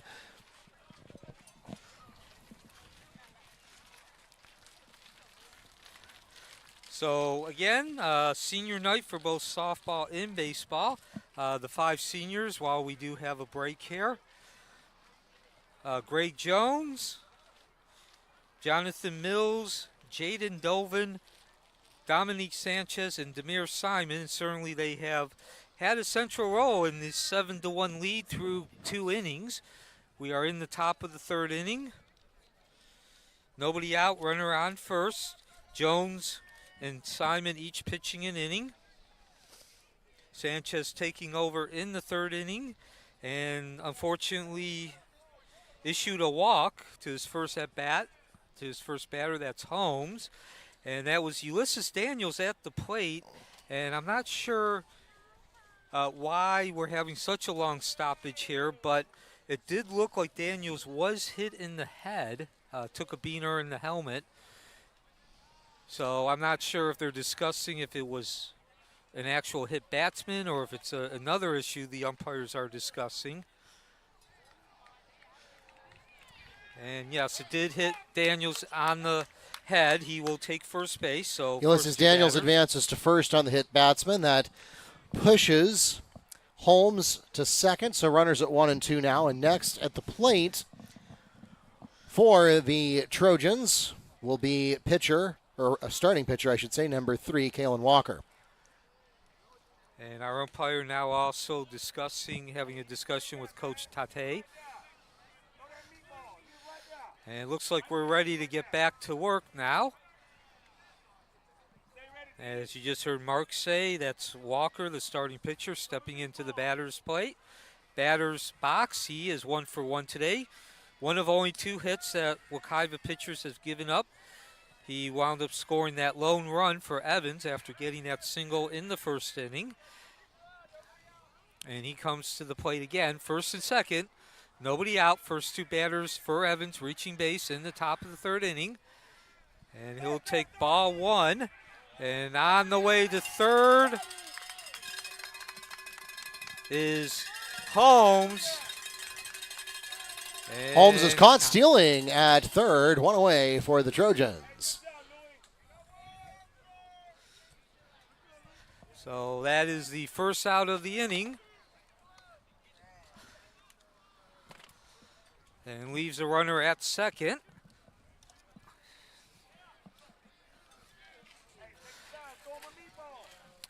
No, actually, Neil, it's still just at first. There was no advancement on that.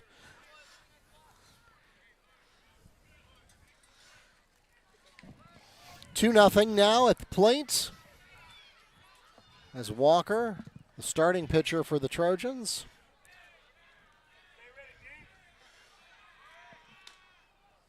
Two one count down to second base and nailed.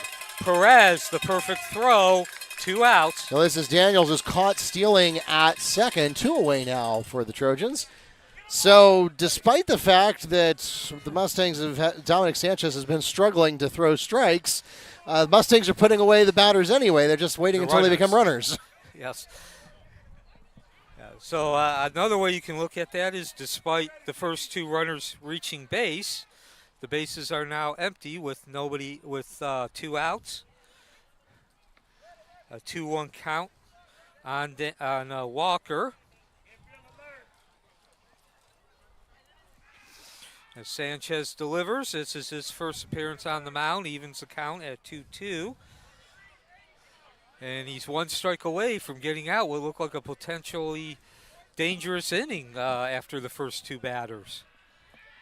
And he won't get it there. It was actually 3-1, not 2-2. So 3 batters have come up. All 3 have reached base under the Sanchez. Again, this is the first. Walker walks to first. And next to the plate for the Trojans will be third baseman, number 13, Adrian Rojas. Again, this is the first appearance on the mound for Sanchez. And Rojas has the other hit for Evans. 2 hits today. Walker and Rojas going back-to-back, a single and double respectively. And a high fly ball behind the plate. Perez can't track it down. And a golden opportunity to get out of the inning without any runs goes by the wayside. Well, the good news here, Neil, is that with Coach Tatai trying to get all of his senior pitchers some time on the mound, we shouldn't have to worry about pitch counts today. No. And the other good news is that 7-1 lead. There is some room for what we just saw there with Perez. I believe this is the first time Perez has been behind the plate as well this season. So, again, we have seen some errors. They're not errors in the sense of they're go on the scoreboard, but errors in the sense of mistakes. But it is somewhat understandable given that we have a number of players who are now playing in the regular position, first or second time in the positions they're playing today because of senior night. Perez being one of them. As Rojas steps back in, the 0-1 count. Lifts that fly ball high on the left side of the infield. Campbell calls for it. And should have been the third out of the inning. Instead, a 7-2 score now. Walker comes home on the E5. Rojas safe at first. Next at the plate for the Trojans, first baseman, number 11, Antonio Bell. Now that's a legitimate hit, going straight down the barrel of the third base line. It's going to get 2 bases for sure. And, okay, they're going to play it conservative. Rojas will hold up at third. Yes. So double down the third base line for Bell, puts runners at 2 and 3. Next at the plate for the Trojans, shortstop number 7, Elwin Gilcrease. And excuse me, that error on the third baseman was actually number 10, Jaden Graham, a recent call-up from JV, not on Campbell. Nonetheless, though, as Sanchez is being replaced, that does leave runners on second and third with 2 outs. We are in the third inning, a 7-2 lead for Wekiva. They scored 5 runs in the first, 2 in the second. Wekiva now on its 4th pitcher. And now pitching for the Mustangs, number 5, Jonathan Mills. So Mills, another senior. He will take over the pitching duties. And this is actually his 8th appearance of the season, a 5.70 ERA, 1-1 record for the senior. He's given up 19 earned runs, 28 walks against 20 strikeouts. So he's been tasked with the job of getting that third out and keeping the lead at 5 runs.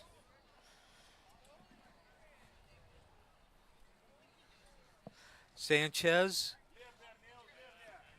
The runners at second and third, still the responsibility of Sanchez.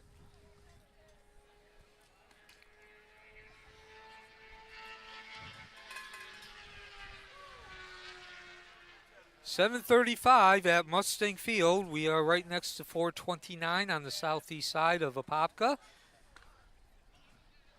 If you joined us late, we actually had a doubleheader today.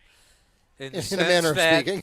that both softball and baseball were playing at the same time. Softball took care of business rather quickly, an 18-0 victory over Lake Buena Vista. Yeah, and you see there that was a 2.5 inning game. Now that is a rule that is unique to softball. Softball has a mercy rule that is 1 inning more aggressive than the one in baseball, but softball you can actually call a game at 3 innings or 2.5 if it's the home team ahead with a 15-run lead, as opposed to most of you are familiar with the 10-run rule at 5 innings. And it's been a very beautiful day. Can't ask for a better day to play baseball or softball. Temperatures in the mid-80s as we are now watching the sun descend on Mustang Field. And Mills begins the at-bat with a strike. Impressive-looking strike, some heat. 2 outs. In the top of the third inning, runners at second and third, 1-1 count now. So, of course, Mills, as I mentioned, a 5.70 ERA, an opportunity for him to lower that ERA. The 2 runners on base, second and third, are the responsibility of Sanchez, a 2-0 count.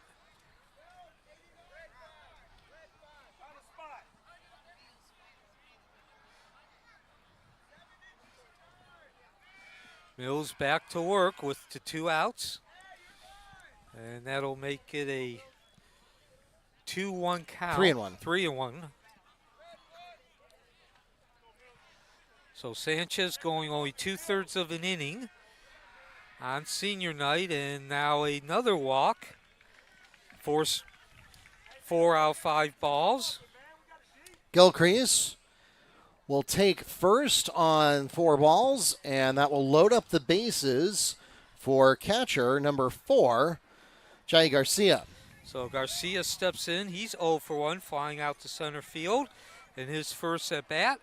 And he will have an opportunity to get some RBIs and cut into that 5-run deficit with the bases loaded now. So 1, 2, 3, 4. 5 batters have reached base in this inning. Actually, 6 batters have reached base in this inning. Only 1 has been an actual hit. As Sanchez started, and now Mills trying to bring the inning to an end.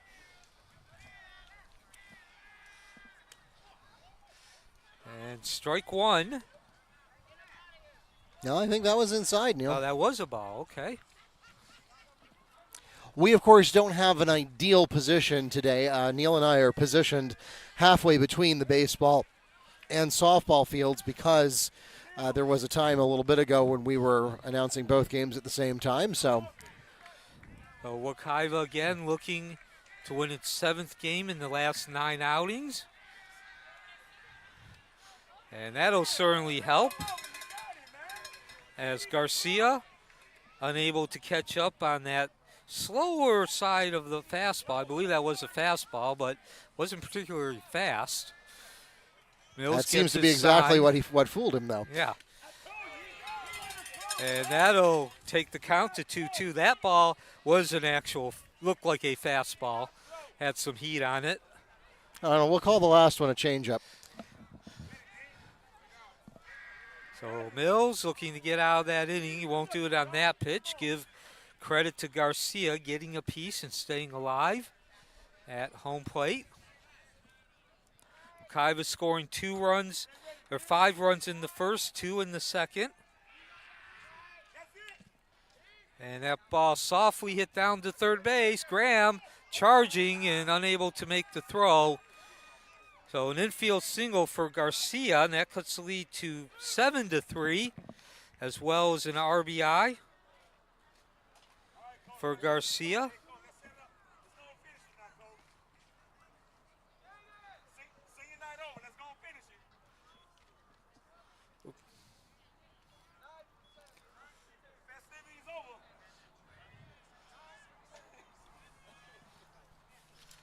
And we also have Garcia a stoppage. is safe at first. That advances all of the runners by one.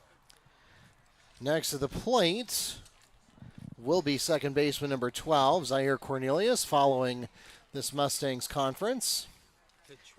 And we also have a courtesy runner in at first base. And that is number 17, Trayvon.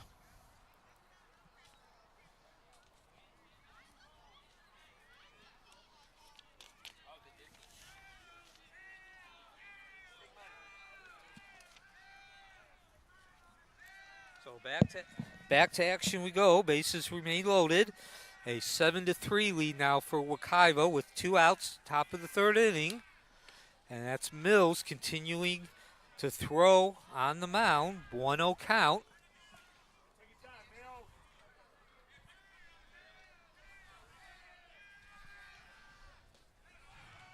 Two-0 count now. And this certainly has been one of those innings that stands out from the Wekiva perspective in terms of negative. Evans has sent, this is the 8th batter in the inning as the count now 2-1. Only 2 base hits though. And this is certainly an example of having a 6-run lead when the inning beginning being an advantage, because neither pitcher, Sanchez, started as the count now 3-1, and now Mills. Neither has really done much, been far from impressive with their performance, and that'll certainly help. 3-2 count now. The Mustangs have been one pitch away from ending this inning for a while now. Yeah, I believe this is the 3rd batter now. And Won't once do it again, there. Cornelius draws the walk on the full count and cuts the lead to 7-4, and the inning continues. 9th batter now stepping into the plate. Bell comes home on the forced walk, and so that will also advance Cornelius to first. Bases remain loaded. Next at the plate will be right fielder number 6, Jonathan Porter. So the second run in this inning has come home via the walk as Porter looks at strike 1. And again, 3 consecutive batters now with 2 strikes. Pitcher unable to get the 3rd strike as Mills goes low. Nice stop by Perez, making himself very big to stop that ball. And again, I talked to Coach Tate last night, and he had mentioned this is a problem, that 2 strikes, not being able to get the 3rd strike or get that out after the 2 strikes, is a count now 1-2, has been a season-long problem with the pitching. Well, Mills will have that opportunity to turn the tide on that story right now, and he does. Mills records the swinging strikeout to take us to the middle of the 3rd inning. 3 runs scored on 3 hits with 2 Mustang errors, leaving 2 on base, or excuse me, leaving 3 on base. And the score now stands 7-4. Mustangs leading by 3 runs at the end of 2.5. 2 hits. They have 1 in the first as well? Yes. They have 2 in the first. Okay, I was counting all 3. They have 2 in the first. I gave it an E5. I had 2 E5s in that. Oh, okay. You were awfully generous on that signal. Which one was that?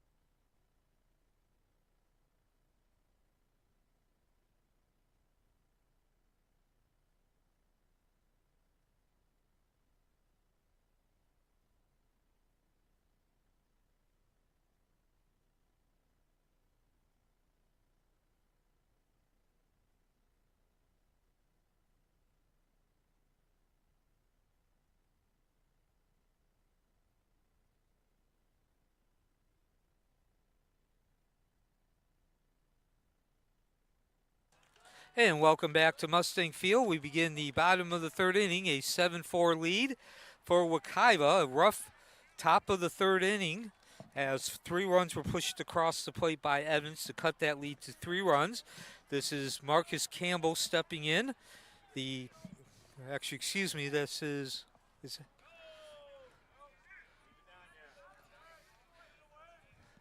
it's Marcus Campbell at the plate.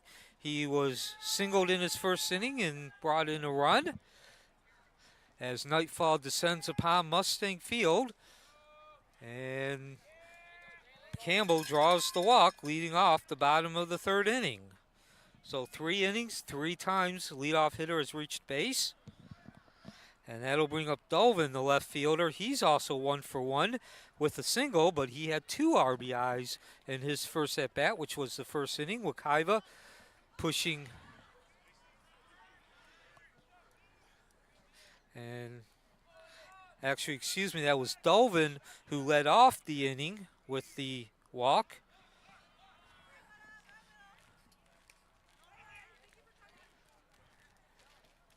And now at the plate is Sanchez.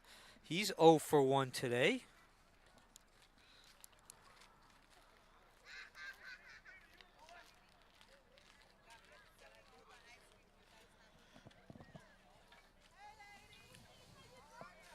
Wekiva scoring 5 runs in the first inning, 2 in the second. And now they begin the third with the leadoff batter reaching base. And that is Walker on the mound for Evans. He's still in the game. The starter. Sanchez is at the plate. So again, mentioned before, Sanchez still looking for his first hit of the season. He has 21 plate appearances.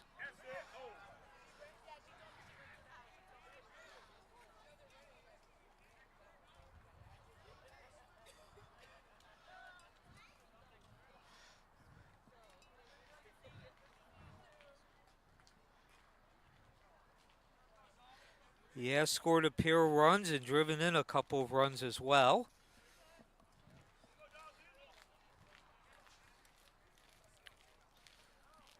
So again, Evans cutting that lead to 7-4 as Sanchez lifts it just up the first base line, and the first baseman, Bell, calls everyone off, and that's the first out of the inning. So that'll bring up Acosta, the leadoff hitter. He's had an excellent day, reaching base twice. The fly ball is caught for the first out of the inning. And now batting, the leadoff hitter, number 13, Acosta. So Acosta, 2 for 2, reaching base, a single and a walk as he rips that first ball foul.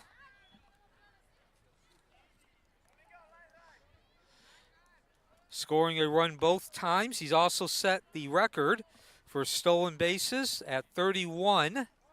3 stolen bases today. Wekiva now looking to answer what was a 3-run inning for Evans. 0-2 count. Ball landing over on the softball field.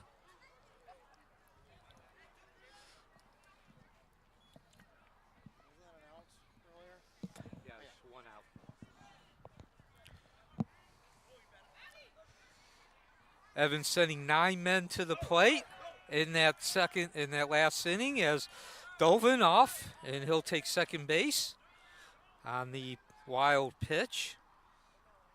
So runner in scoring position for Acosta. Chance for Wekiva to get one of the 3 runs back, and a 1-2 count.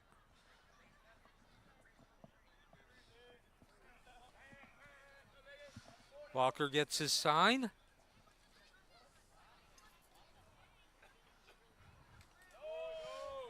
And that'll take the count to 2-2.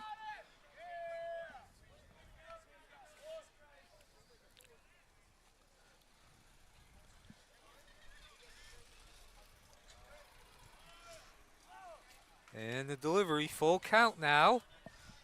Runner remains at second base.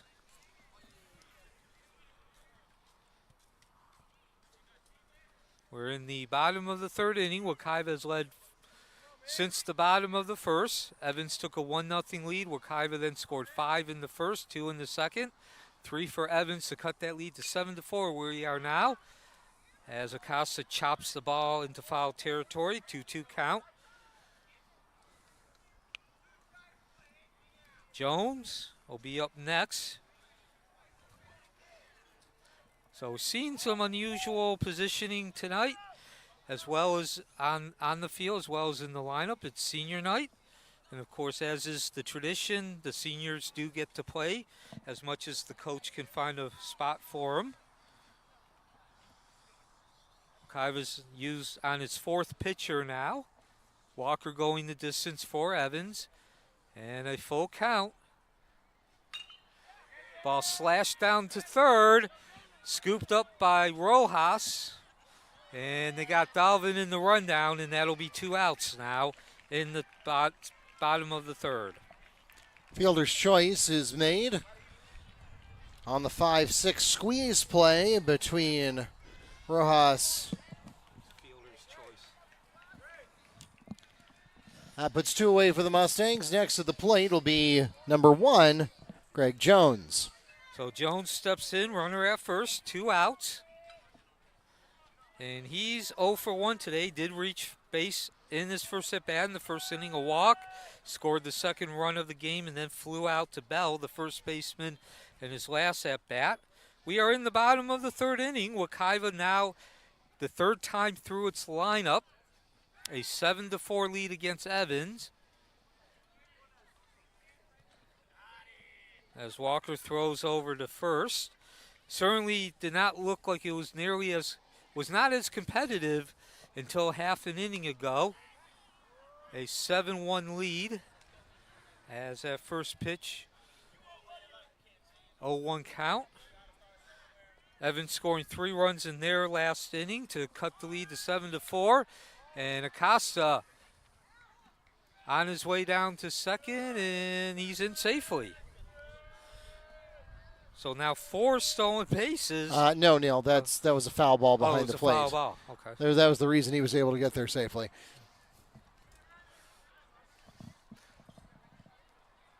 So an 0-2 count.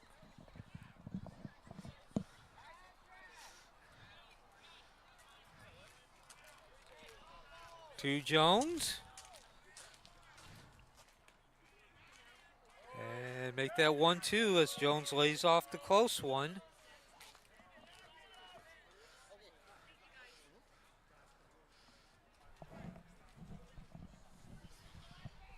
So Acosta remains at first base. 7-4 lead for Wekiva. Bottom of the third inning. 1-2 count on Jones. 2-1. 2-1.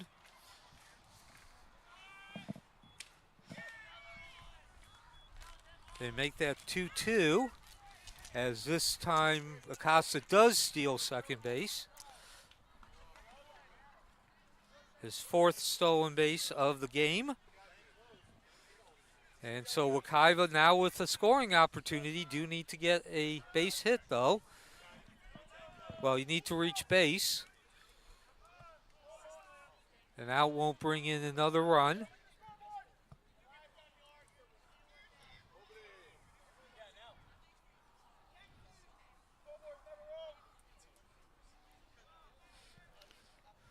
I think there's some confusion over what the count actually is. I have 2-2, but perhaps the umpire has something different.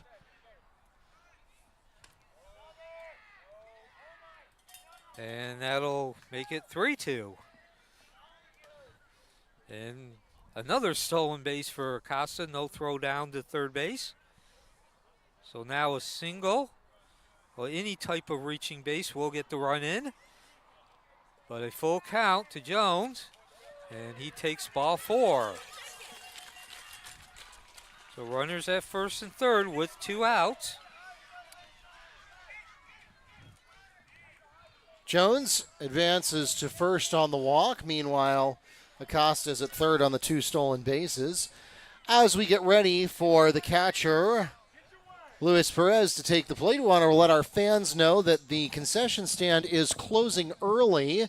They'll be closing in 15 minutes. So if you need any snacks to get you through the end of tonight's game and you would like to support our Mustang athletic programs, please make your way over there in the next 15 minutes as they're going to be wrapping things up for the night.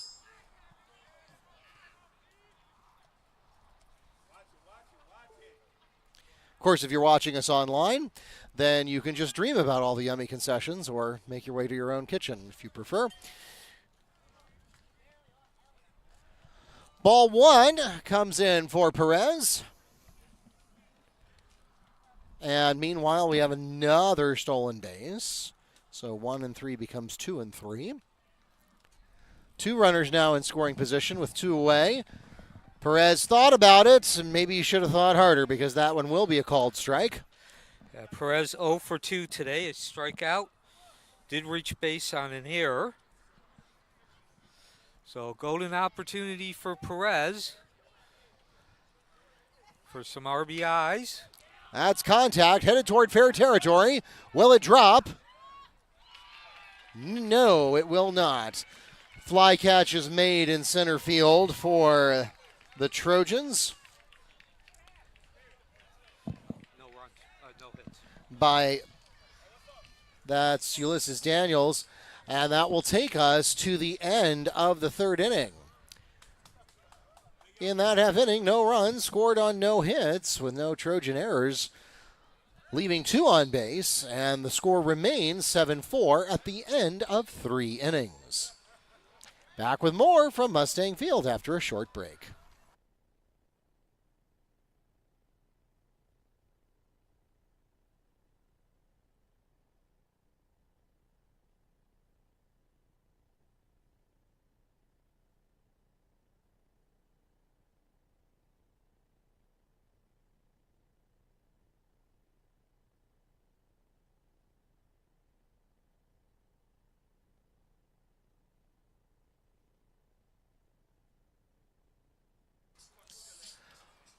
We want to invite you to join the Mustangs for the rest of their season. Again, while today is senior night, there actually is one more week of the baseball season for you to enjoy.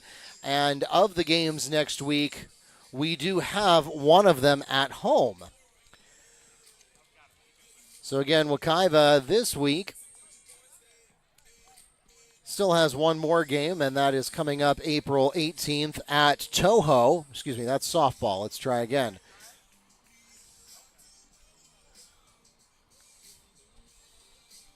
Softball plays at Toho tomorrow, but baseball, for their schedule, has the game on this Friday. That will be April 19th. That's a TBD game. Then coming up on April 22nd, they travel to Umatilla at 6:30. A week from today, that is the actual last home game of the season. That'll be against Davenport here at Mustang Field at 7. We're going to televise that one for you as well.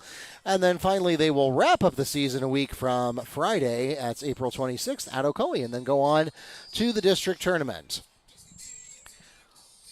We want to encourage everyone to make sure you're following us on Facebook, Instagram, X, and YouTube at Wekiva Sports. If you are watching us on YouTube right now, please make sure that you subscribe. We do look at our analytics, and we see that we have an overwhelming majority of our watch hours come from non-subscribers. But we encourage you to subscribe because it's absolutely free. It costs you nothing to subscribe to our channel. You'll get notifications when we go live. Or if you don't want those notifications, you can turn them off. It won't hurt our feelings. But increasing our subscriber count gives us access to more features in YouTube as we look to continue to grow our program. So even if you're here in the ballpark, we would still welcome you and encourage you to go ahead and pick up your phone and subscribe to our YouTube channel at Wekiva Sports, just in case there's ever an event that you can't catch. We are going to televise 2 more games for the rest of this season. One of them will be that baseball game a week from today. The other one will be volleyball senior night, and that is going to be next Tuesday at 6. As we enter the top of the 4th inning,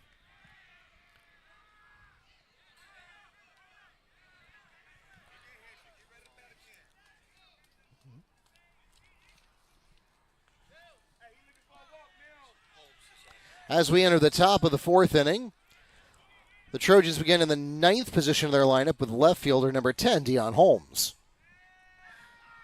And we also begin the bottom of the fourth inning. Top of the With fourth. the top of the fourth inning, a 7-4 lead for Wekiva.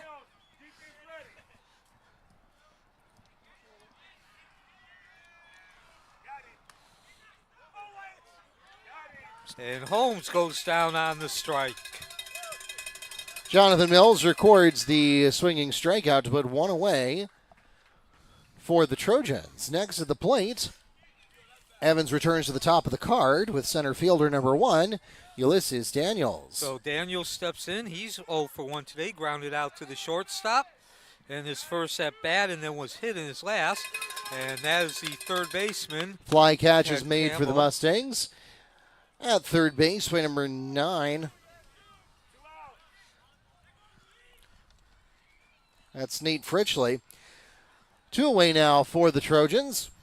Next at the plate for Evans, starting pitcher number 3, Kylan Walker. So a quick start to this inning as Walker looks at ball 1 in terms of the pace. At least that's how it feels to me. 2 up, 2 down. It certainly seems like Jonathan Mills has found his rhythm. Of course, that's always a tough thing to come in the middle of an inning. Yeah, not only in the middle of the inning, but bases loaded for Mills as well, as that will now even the count. No, that takes it up 3-0. 3-0, excuse me, 3-0.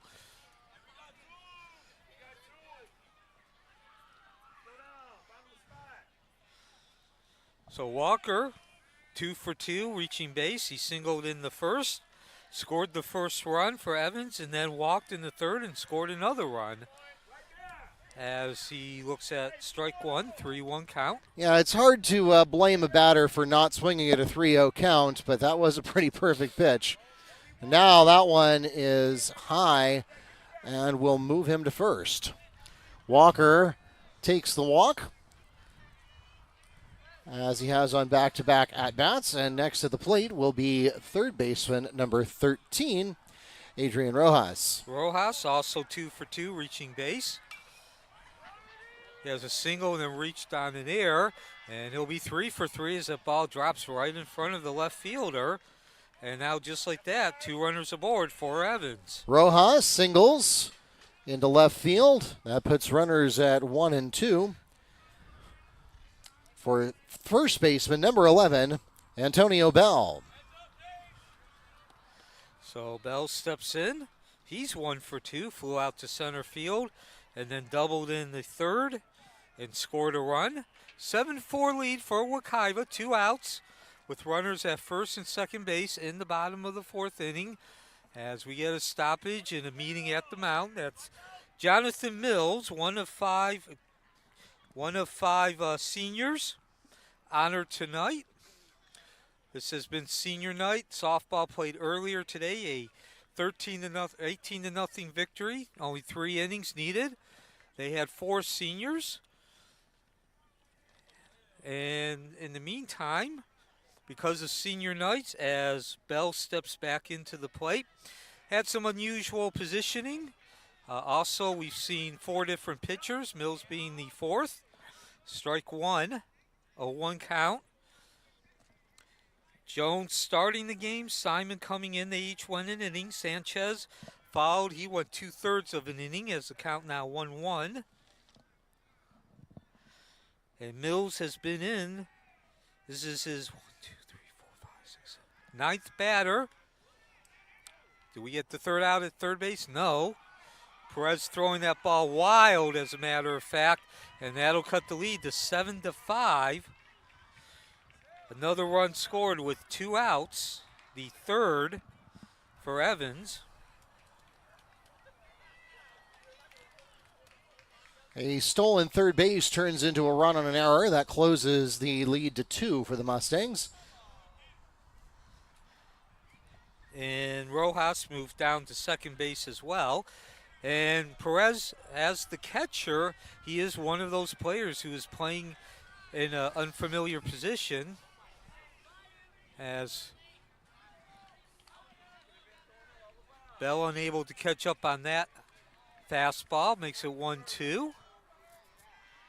Nightfall has descended upon Mustang Field, and there's the third out. Strike three, Bell unable to catch up with the high heat and couldn't come fast enough. However, the lead now down 7-5 as we head into the bottom of the fourth inning. Mills records the swinging strikeout to take us to the middle of the fourth inning. In that half inning, 1 run scored on 1 hit with 1 Mustang error, leaving 1 on base. And it's now a 2-run ball game. 7-5 is your score at the end of 3.5 innings. Back with more from Mustang Field after the break.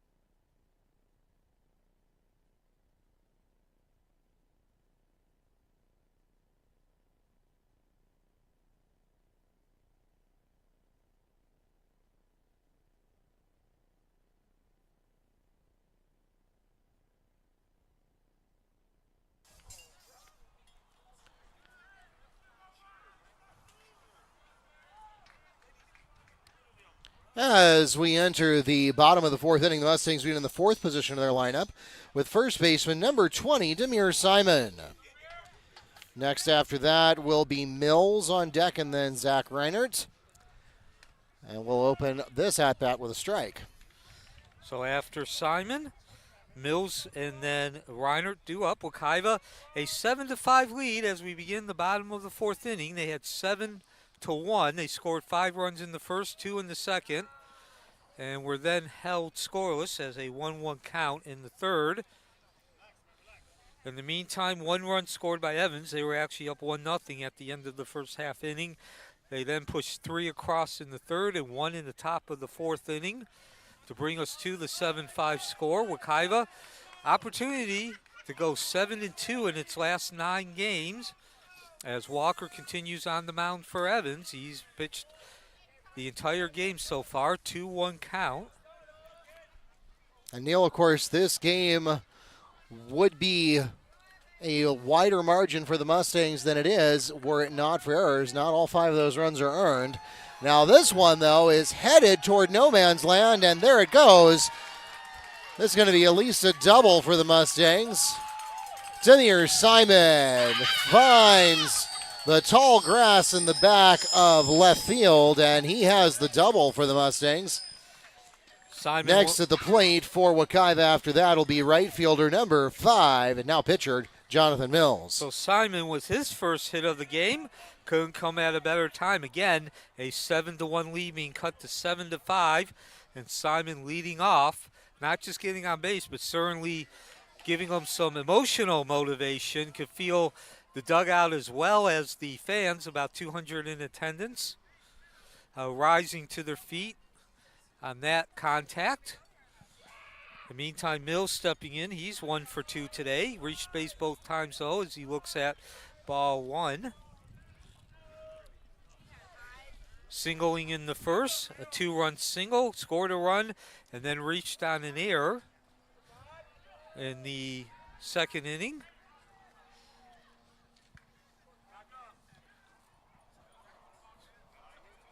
So Simon getting a lead on second base, about 5 feet off. As Mills looks at ball 2, 2-0 count.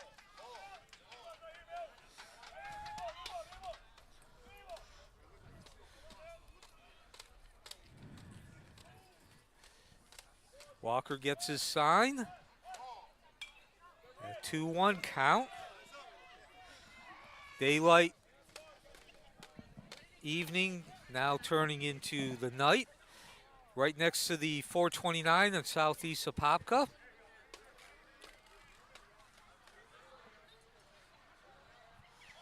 Second to last home game of the season for Wekiva. Well, we think. We don't know what's happening on Friday yet. Scheduled home game as the count now goes 2-2.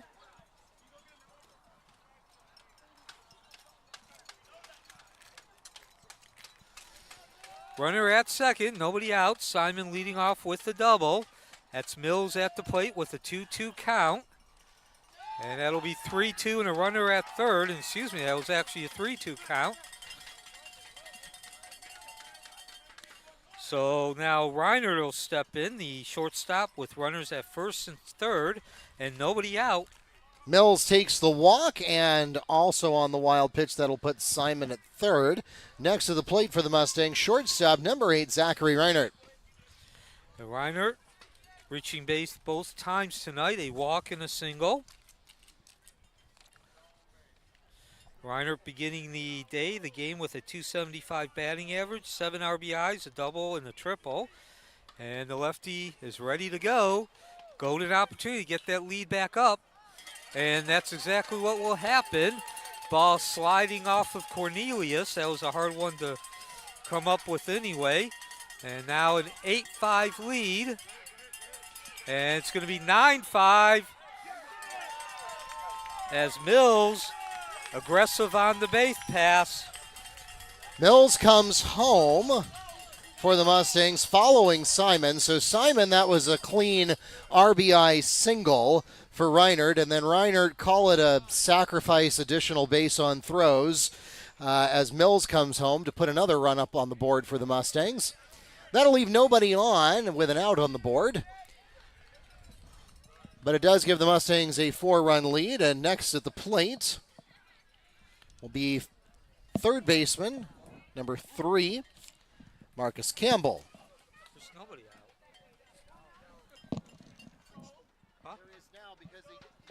He got himself thrown out at second to score the second run. That's why I called it a sacrifice base on throws, which is not a thing, of course, but that's effectively what happened.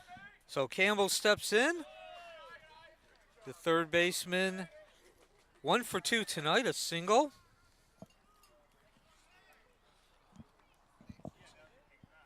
Oh, it's Fritchley. Excuse me, that's actually Fritchley who's stepping into the plate. And he's looking at a 1-0 count. That's 1-1 now. Yes, and so this is Campbell's spot in the lineup, but Fritchley is in, so we'll get that corrected on your screen. Fritchley, number 9. This is his first at bat, of course. Now a 1-2 lead, a 1-2 count. So certainly life looking a lot better for Wekiva now with that 9-5 lead. As Fritchley asks for time and is granted.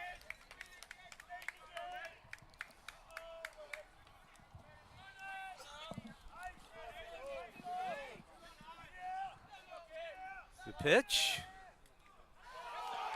And Fritchley will take first base, takes one right off of the thigh there. Thigh hip area.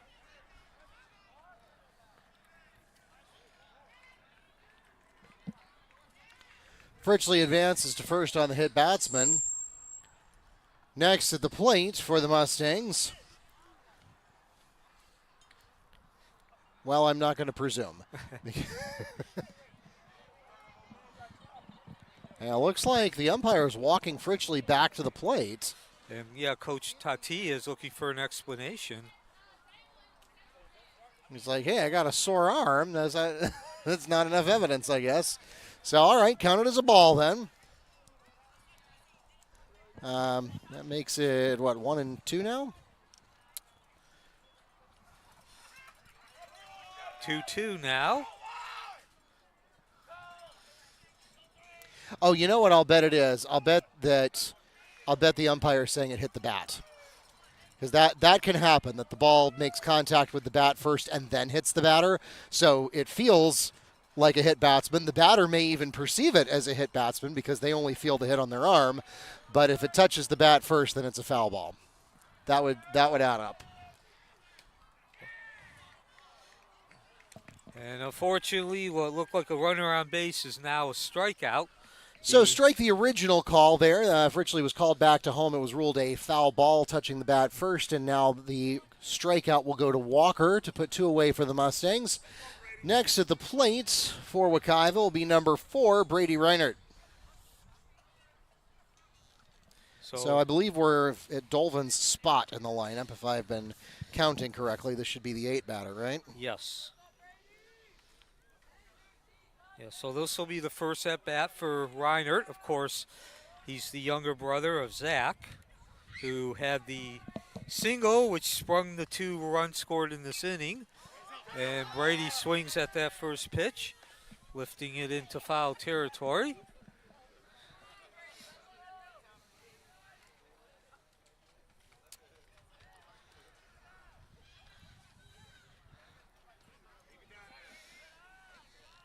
A 1-1 count now. Brady Reinert batting only 135 for the season. He has 5 RBIs, along with 4 walks. Was that a strike or not?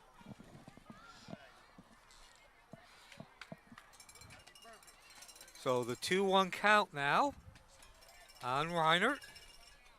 9-5 lead for Wekiva, bottom of the 4th inning.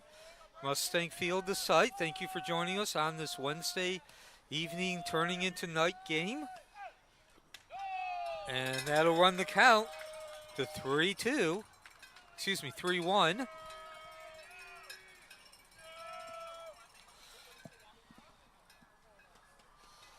Wekiva looking for a 7th victory in 9 attempts. And ball 4, give Brady Reinert credit, he drew that walk. Brady Reinert advances to first on the walk. Next at the plate for the Mustangs, second baseman, number 12, Dominic Sanchez, and later pitcher. And I believe now he's gone back. So now we're back to the original batting lineup. This is the 9 hole. And Sanchez 0 for 2 tonight. Flew out to left field in the 1st inning, flew out to the first baseman in the 3rd inning. We're now in the 4th inning, bottom of the 4th inning. And 9-5 lead for Wekiva. Apologies, we seem to have a disruption in our video feed. So Neil will continue to describe the game for you while I go investigate what happened to the connection. And it's ball 1, low at the ankles. It gets away from Garcia, the catcher, and down to second base goes Brady Reinert. So Wekiva with an opportunity to expand that 4-run lead. They would have to have the batter reach base now with the 2 outs. Wekiva scoring 2 runs in this inning. Zach Reinert, the man of the hour, so to speak, with a single, sparking those 2 runs. It was a 2-run lead, now up to 4. Much more room to breathe if you're a Wekiva fan, as that ball catches the outside corner. 1-1 count now. Acosta, the leadoff hitter, on deck as Walker gets his sign, delivers, and that's going to be outside. In the meantime, Reiner continues to motor around the bases. He takes 3rd base on a beautifully executed stolen base attempt. Head first slide. Gets him into 3rd base in a 2-1 count now on Sanchez, the number 9 hitter.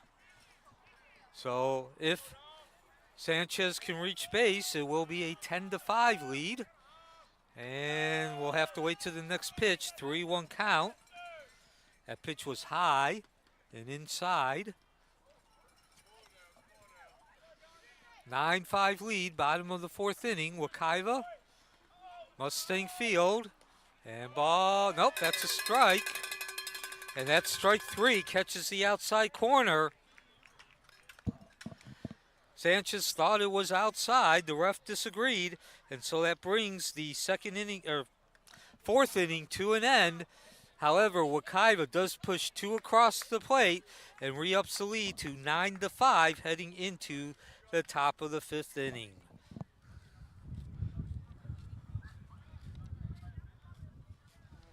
Two runs, 2 hits, and an error. 2 runs scored on 2 hits with 1 error, leaving 1 on base, and that takes us to a 9-5 ball game at the end of 4. All right, this is still not working. Let's reset it. Now it's working. So that's end of 4, right? Yes.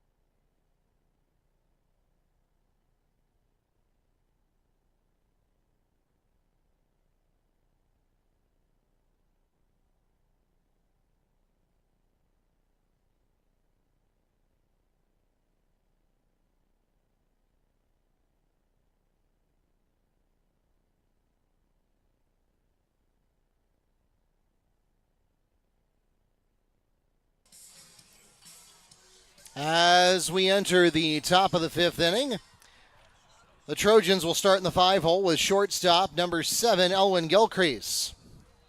So welcome back to Mustang Field. We'll have Garcia and Cornelius up next. And we begin the top of the 5th inning. And with Neil, a I'll tell you this. 9-5 lead for Wekiva, 1-0 count on Gilcrease. Make that 1-1. And this has been a game of fits and starts. There have been some half innings that have gone very quickly and other half innings that have dragged on interminably. And that's Mills, who continues on the mound, his second inning that he's now starting, a 1-2 count. Currently, the game feels like it is maybe shifting into 3rd gear here. And that one's going into the dirt. A 2-2 count. So Wekiva's scoring 5 runs in the top of the 1st inning. They have led since then. 2 runs in the 2nd, 2 in the 4th, a 3-2 count now to the leadoff hitter in the top of the 5th inning. And if you joined us late, it's senior night. If you did not see the ceremony as well, you can do so. That is also streamed on the network. Yeah, well, what we're going to do is we're going to, this broadcast, we are going to trim it.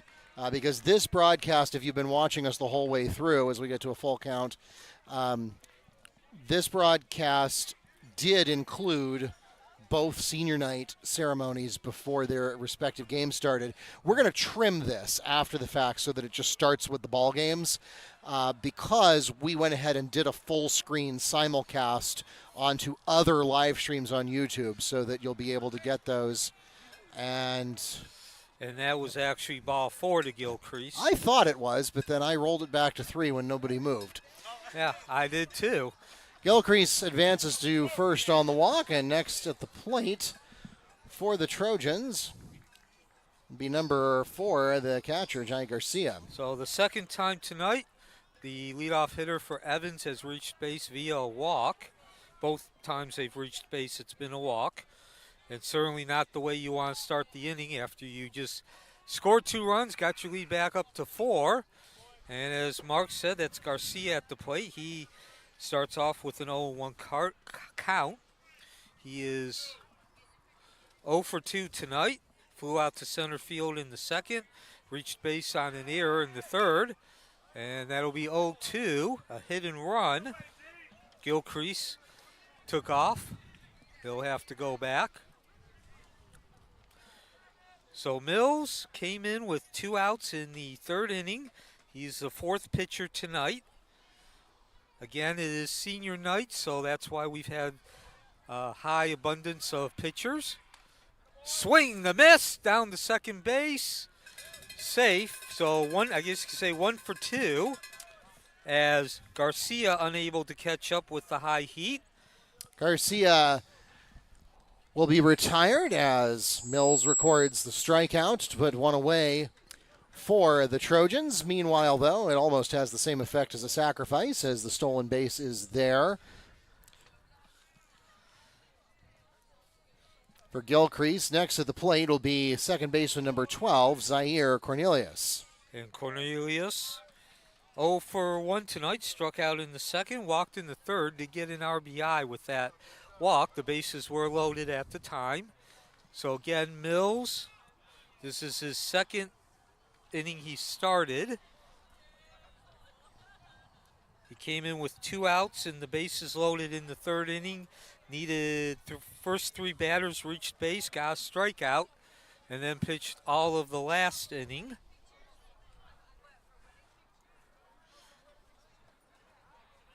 And low and outside to Cornelius for ball 1. 1-0 count.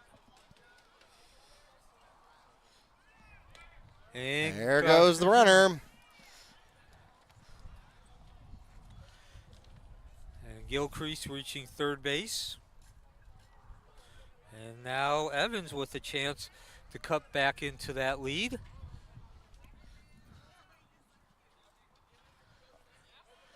Runner at third. So don't need a batter to reach base. But does not matter there. Cornelius swings through the pitch, second consecutive strikeout. And that'll be the second out of the inning as well. Much needed out for Mills. And that'll bring Porter to the plate. Mills retires Cornelius. Next to the plate will be right fielder number 6, Jonathan Porter. Cornelius also the 6th strikeout for Mills, again in less than 2 complete innings. Well, actually now it is 2 complete innings. And ball 1 to Porter. Porter 0 for 2. He struck out twice. 1-1 count.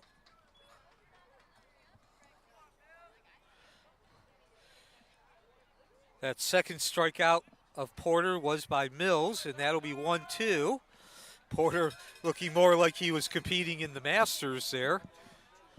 2-1 count.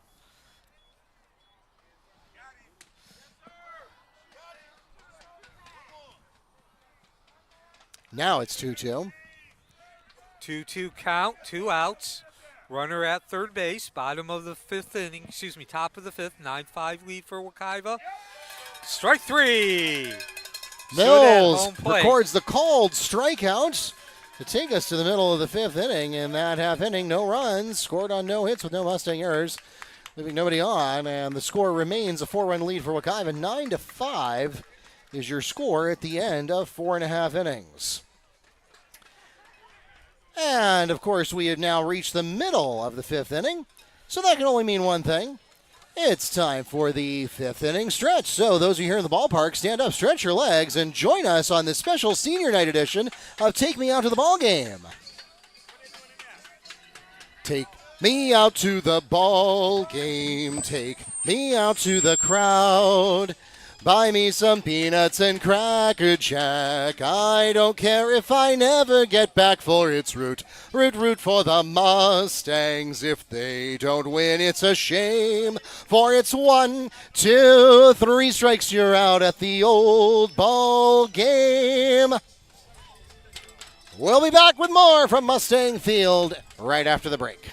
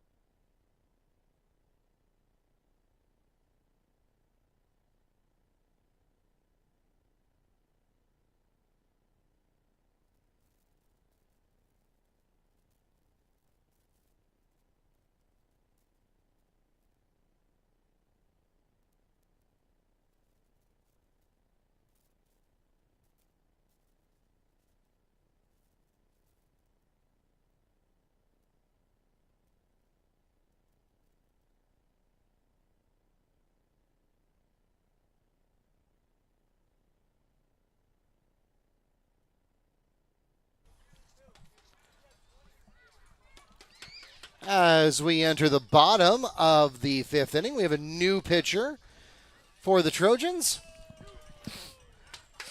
This is number 13, Adrian Rojas. Now on the mound for Evans. Meanwhile, the Mustangs will begin at the top of the card with center fielder number 13, Miguel Acosta. Up next will be Jones and Perez as we head into the bottom of the 5th.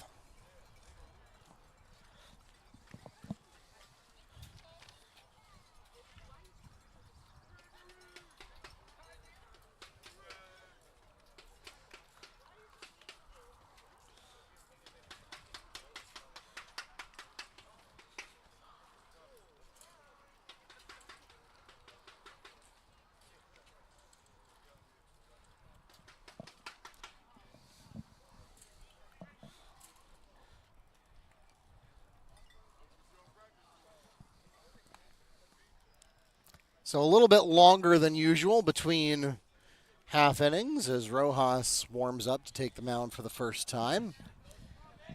And our official line for Walker, he went 4 innings, gave up 7 runs, 7 hits, 6 walks, and 3 strikeouts.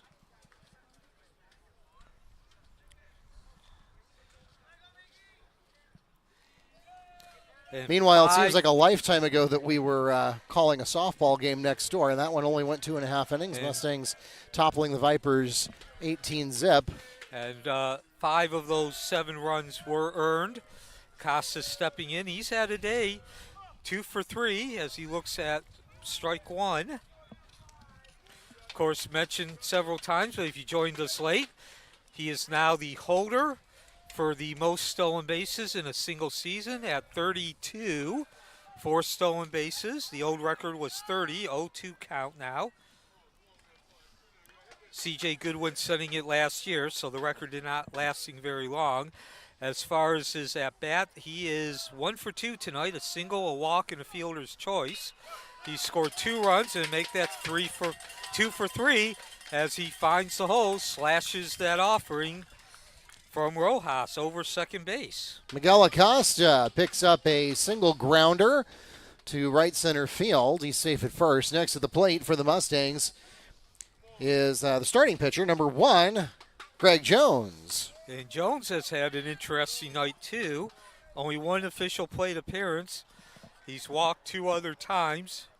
First inning, he scored a run on the walk and then flew out to the first baseman in the second and walked in the third. And by the way, Acosta, that at-bat, it's now the 4th time Wekiva is going through the lineup. 8:36 at Mustang Field, right next to the 429 on Southeast Apopka senior night. Unsuccessful pickoff attempt against Acosta. Now a bunt. That was a beautiful placement on the bunt. Almost got there. Just drifts afoul of the third base line, so that'll be a no pitch there. Count remains 0-2. And I'd say, Mark, on senior night, this certainly has been, it don't matter how pretty it looks. All that matters is who scores the most runs. Yeah, excuse me, that was first pitch of the at-bat, so that's an 0-1 count now. I still had Acosta's count up from before. Now, again, we go to first, and Acosta really doesn't have that generous of a lead. I'm not really sure what Rojas is hoping to accomplish here. Rojas back to work. That's low and inside for ball 1. And count. now, finally, the one time he doesn't go to first to try to pick off Acosta, he does, in fact, get the stolen base. So give Acosta credit. He certainly made the most when he had the opportunity. And again, that's 5 stolen bases now for Acosta. And he's on his way down the third. It's a hit and run, actually a bunt. And a beautiful bunt by Jones. And Acosta's going to take 2 bases. 10-5 lead now. Sacrifice bunt pays dividends with interest as Acosta, quick on his feet off the stolen base to second, comes home. That'll put the 10th run on the board for Wekiva. And now 1 away. Next to the plate for the Mustangs, catcher, number 17, Luis Perez. So Wekiva executing what you could call a hit and run. I know it's not a hit and run in terms of the fact that Jones was swinging. He bunted, but certainly the 2, Acosta taking off the minute the pitch was released. Yeah, that was just a beautiful plan coming together. Acosta felt it coming. He trusted his teammate to put that bunt in the right spot. And 0-1 count for Perez. He's looking for his first hit tonight. Strikeout in the first inning, reached base on an error in the second, flew out to the center fielder in the third. And again, after that lead was cut to 7-5, Wekiva's now scored 3 in a row. Lead back up to 5, more breathing room. As Perez pops it into the backstop for strike 2.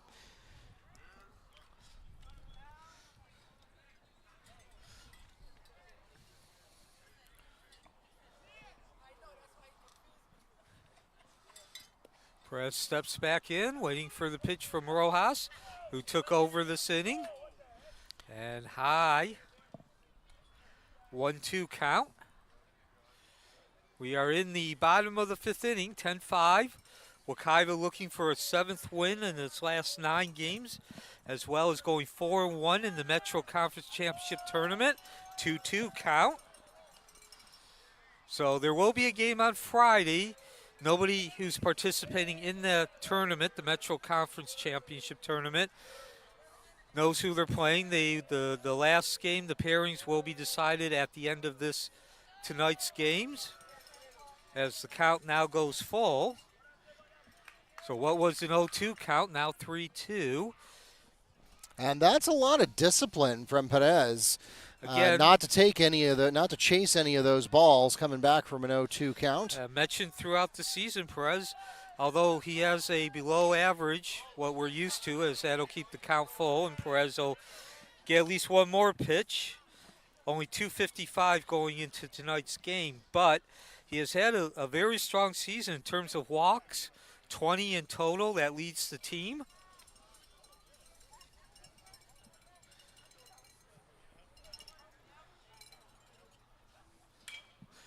And chops at that one. He's got a grounder. It finds the hole.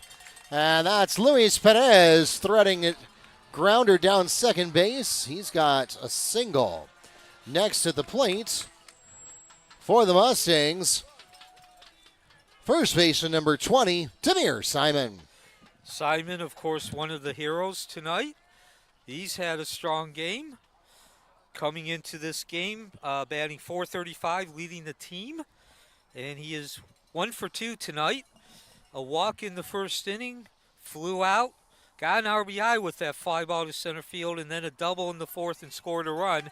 As we mentioned, a 7-1 lead was cut to 7-5 as Simon looks at ball one. And Simon really was responsible for Wekiva refining their mojo, their rhythm in that fourth inning, leading off with that double. Meanwhile, Perez tiptoes unnoticed to second base.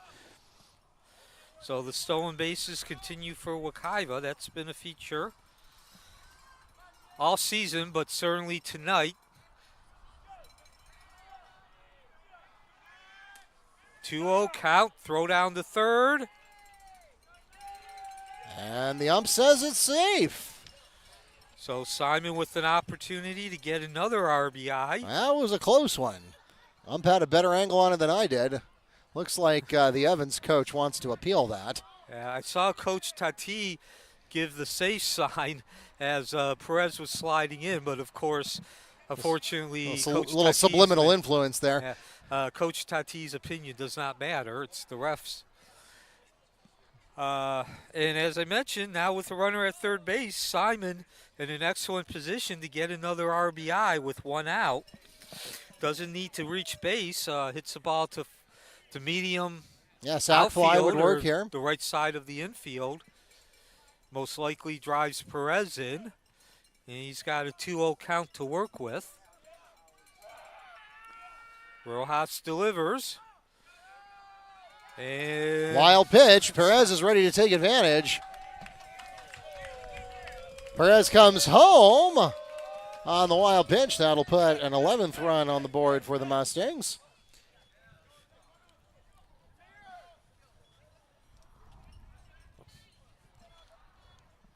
So an 11-5 lead now. And unfortunately for Simon, and for me, after I spent 30 seconds talking about the potential RBI that's no longer exists. Still only one out, though, so Simon can certainly do some damage, give some momentum for his team, and that will take the count to 3-1. That one's going into the lacrosse practice field.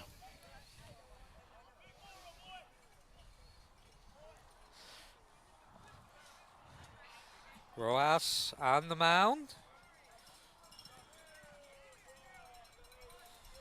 And the delivery. And that'll take the count to 3-1. Is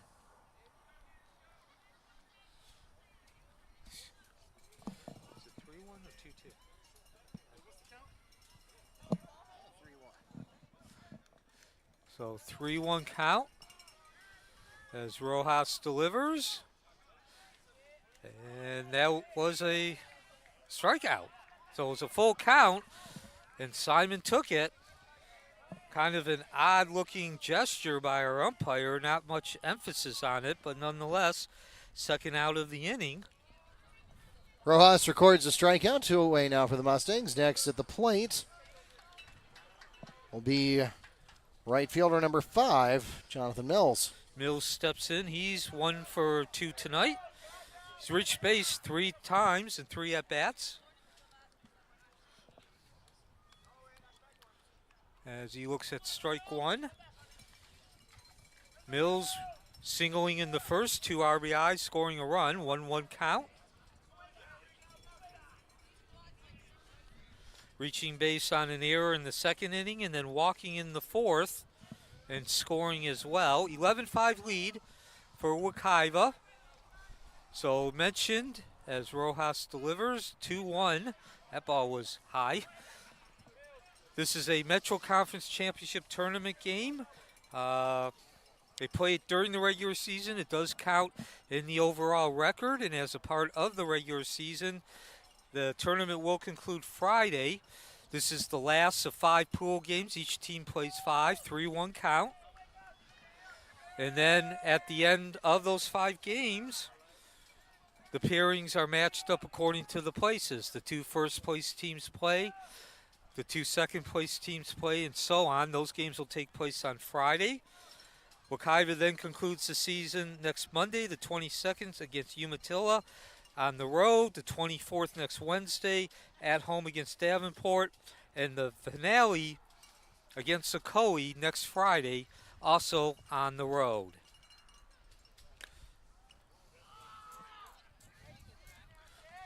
So Mills takes first base, and this brings up to the plate Reinert. Reinert 3 for 3 tonight, reaching base, a walk, and 2 singles, an RBI. He's looking at a 1-0 count. And that'll make it 2-0. Of course, Reinert getting a big hit in the 4th inning, the last inning. With 2 runners aboard, he singled. A seeing eye single in the hole between first and second. 2 runs coming in. Took a 2-run lead up to 4, as now a 3-0 count. No, that was a strike. That was. It's actually, I think, 1 and 2. 2-1 count.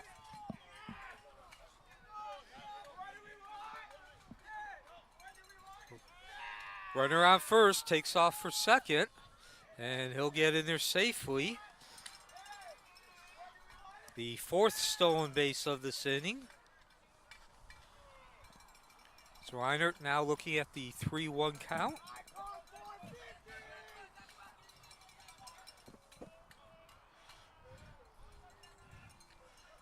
Calls time.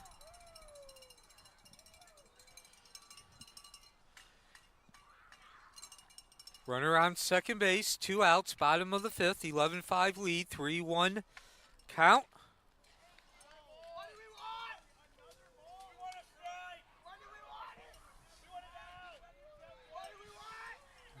So Reinert steps in now with a 3-1 count.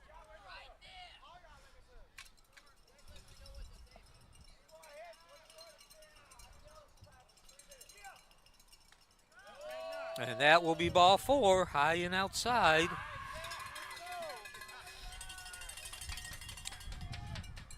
Reiner walks to first. That puts runners at 1 and 2 now. And next at the plate for the Mustangs will be number 9, Fritchley.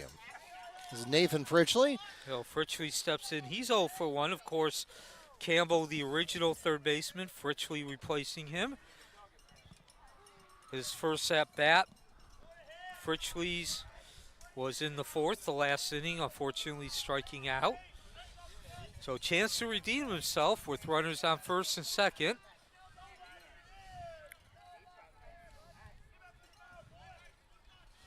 (11-5) lead in the bottom of the 5th inning. And Rojas is surveying his territory here. If Wekiva can hold on, talk to you about the Metro Conference Championship Tournament. They'll be 4-1 in pool play. And again, this is a team that on April 1st, as the first pitch to Fritchley, he tries to bunt his way on. Instead, goes foul. That's a little bit risky business going for the bunt with runners at 1 and 2, because that means there is a force out available at 3. So on April 1st, Wekiva was 3-8. Certainly looked like they were going to be the last team that the description of peaking at the right time applied to them. Now they're looking to win their 7th game in the last 9 attempts. Everybody back to their assigned positions. The runners getting a lead. And the delivery from Rojas. And that'll even the count, 1-1. So I'm Neil Fisher. The other voice you hear is Mark Barchi, who's also the public address announcer for Wekiva Athletics. Thank you for joining us on this Wednesday evening turned into night. It's hard to believe, Neil, as we get a swinging strike, too, that we're now coming up on the end of season 17. You and I have been here for all of it. And it's hard to believe you and I are both 17 years older than we were when we started this. Yeah, it's which by the roughly- way, is the age of a junior. Yeah, we're talking about high school classes there. Yes, and 17 years, you can do the math at home, is about a third of my life, half my adult life now. Yeah, and so yeah, the people who were graduating from Wekiva when we started. As a seeing eye single, Fritchley gets his first hit, round third base, and crossing home plate is Mills, 12-5. So it wasn't a pretty hit, but effective. Fritchley picks up an RBI and gets 2 bases for himself as he drops one into no man's land on the short side of left field. Runners at 2 and 3, 12 runs on the board now for Wekiva. That extends their lead to 7 runs. And next at the plate for Wekiva will be number 4, Brady Reinert. Yeah, This is the other substitution into the lineup. And as you mentioned, Mark, not only did the run score, but more subtly, there's a runner now at third base. So Fritchley getting his first hit, ups the lead to 12-5.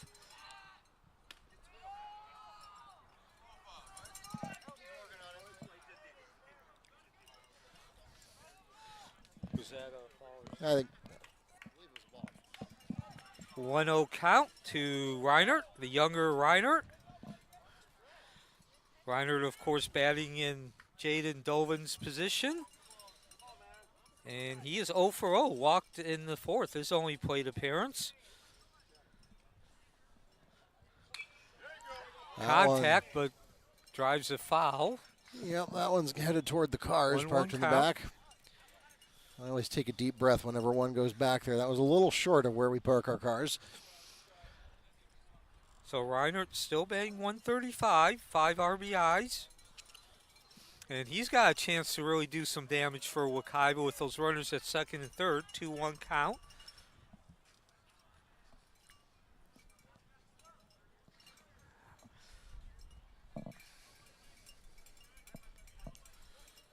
Two outs, runners at second and third. Wekiva 12-5 lead. They've scored 3 runs in this 5th inning, looking to add some more. And they will. Oh, yes, they will. Yep, E4. Well, that was Cornelius who could not scoop up the routine ground ball. Zach Reinert comes home for the Mustangs on the E4. That leaves runners at 1 and 3 for number 12, the second baseman and part-time pitcher Dominic Sanchez.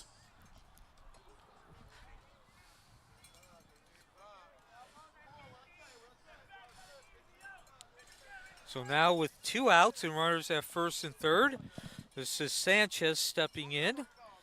He's 0 for 3 tonight. A fly out to left field, fly out to the first baseman, and a strike as he takes ball 1. And the running continues. Stolen base for Reinert. No throw down to second. So same situation now as Reinert was facing. Second and third with 2 outs. As I started to say before I was so rudely interrupted by Fritchley's hit with the RBI, this year's freshmen and sophomores and some of the juniors were not born when we started announcing sports here at Wekiva. Of course, senior night. Looks like most likely it's going to be a happy outcome. A 2-run lead is ballooned as the count now goes 3-0 into an 8-run lead. Now, I should point out, this didn't really seem like a possibility, but now we have 2 runners in scoring position. Yes. 2 runs would be a walk-off at this point because we are in the 5th inning, and a 10-run differential will end the game. And that'll make that 3 runners on base. Although that walk does not do anything towards the run rule, but it does move the lineup to the top, and that'll bring Next up up, Acosta. the Mustangs return to the top of the card with center fielder number 13, Miguel Acosta. So Acosta steps in with the bases loaded, and as Mark said, he is the leadoff hitter. This is the 5th time he's batted tonight. He is 2 for 3 now. He's reached base all 4 times. A single, a walk, a fielder's choice, and a single. They pause here for a timeout as Rojas wanted a conference there. And perhaps most impressively, Costa with 6 stolen bases tonight. And again, if you joined us late, he also set the record now. It's at 34. The old record was 30. Most stolen bases in a single season in Wekiva history. And he's aggressive. First pitch swinging. 0-1 count.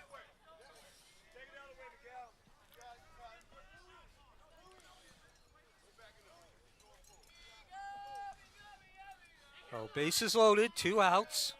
13-5 lead for Wekiva, bottom of the 5th. Rojas delivers, it's high. Back. It's not going to get out, but it's deep enough to bring a run in. Well, actually, excuse me, there's 2 outs. So Costa gives it a ride, but couldn't quite find that last couple of feet. Fly catch is made at center field by Daniels, and that will strand 3 runners on base for the Mustangs. Meanwhile, though, 4 runs scored on 3 hits with 1 Trojan error, again leaving 3 on base, and that makes it an 8-run ball game at the end of 5 innings. 13-5 your score going into top of 6. Back with more from Mustang Field in a moment.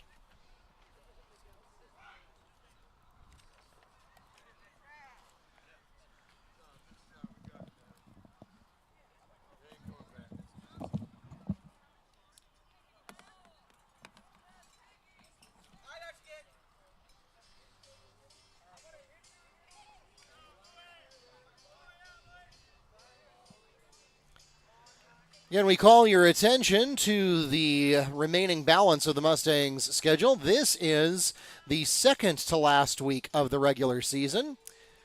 Well, of course, we celebrated senior night tonight, but it is actually not the last home game of the year. That is, of course, a common decision with outdoor sports because the last thing you want is to put senior night on your very last home game of the season and then have it rained out. So we do have one more home game that we know about, and that is 1 week from today. The Mustangs will host Davenport to wrap up season 17.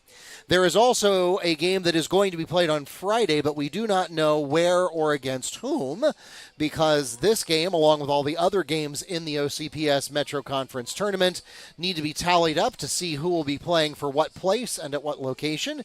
So again, that game is coming up on Friday the 19th. We will make an announcement on our social media feeds once we get confirmation on the location and the opponent of that game. So again, the 19th, TBD, 22nd at Umatilla, 24th here versus Davenport, and the 26th at Ocoee.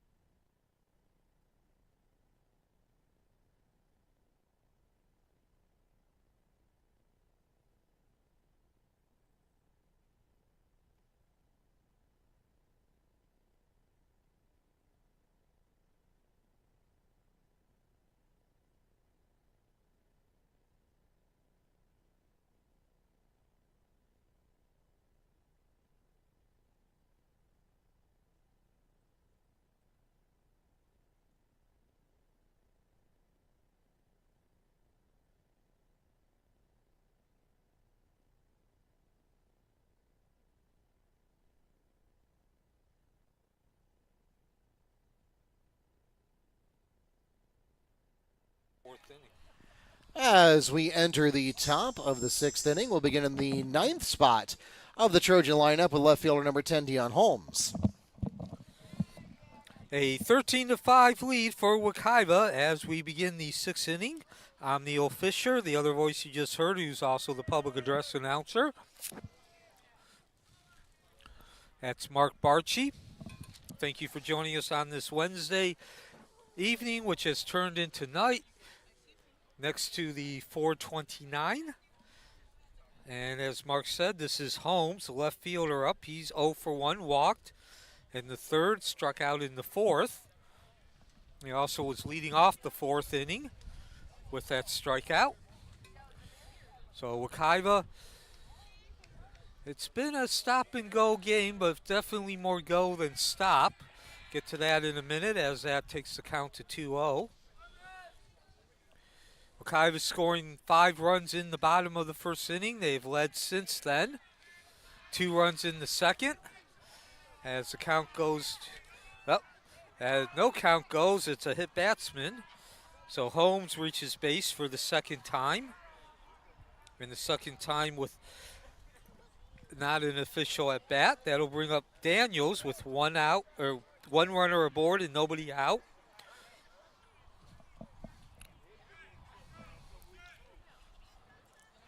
Next to the plate, we return to the top of the card with center fielder number 1, Ulysses Daniels. So Daniels, has to do the lambada there. 1-0 count. Daniels 0 for 2 tonight. He grounded out to the shortstop, leading off the game, hit by pitch in the 3rd, and then flew out to the 3rd baseman. In the 4th inning, 2-0 count now. Hitters count. So Wekiva scoring 5 runs in the 1st, 2 in the 2nd. They had a 7-0 lead, 2-1 count now. Evans then closed the gap to 7-5. Wekiva scored 6 in a row since then. They get that lead back up to 8. And it began with Demir Simon in the 4th inning as the ball slammed into foul territory, whacked into foul territory. 1-2 count now. If you joined us late, this was the very last game of the home season for softball. We mentioned during the break, of course, that we still have 1 or possibly 2 more home games for baseball, but this was the very end of the softball season for season 17. So we celebrated senior night for both teams tonight. If you missed that earlier in the broadcast, we did post it under separate live streams to YouTube for each of those as we got a safely stolen second base. So full count now on Daniels at home plate with a runner at second base. Holmes stealing second base. Of course, the softball team easily walked away with an 18-0 victory over Lake Buena Vista. That's contact headed to fair territory. Left fielder can't get there in time. This is going to score a run. And it's an RBI double for Daniels, as that will put Holmes back to the plate. And that will cut the lead to 13-6, so now a 7-run lead for the Mustangs. Next at the plate is pitcher, or at least starting pitcher, number 3, Kylan Walker. Walker, he's 3 for 3 tonight, reaching base, a single and 2 walks. As he looks at ball 1, scored a run each time he's reached base as well.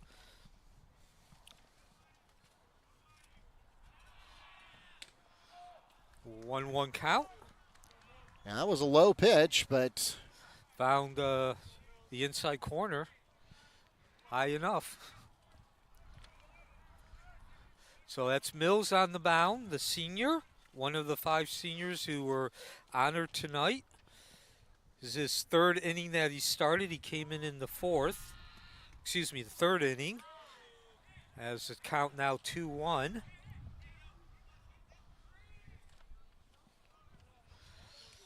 So despite he's been a bit erratic, he's been up and down, more up than down, but he does also have 5 strikeouts.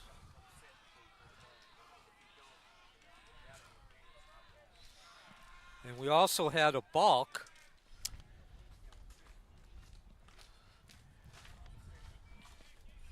So yes, Daniels there awarded third base. And now he's got a healthy lead toward home. Walker puts the ball into fair territory. Looks like it could be an infield fly, and it is. Fly catch is made for the Mustangs at shortstop by Acosta.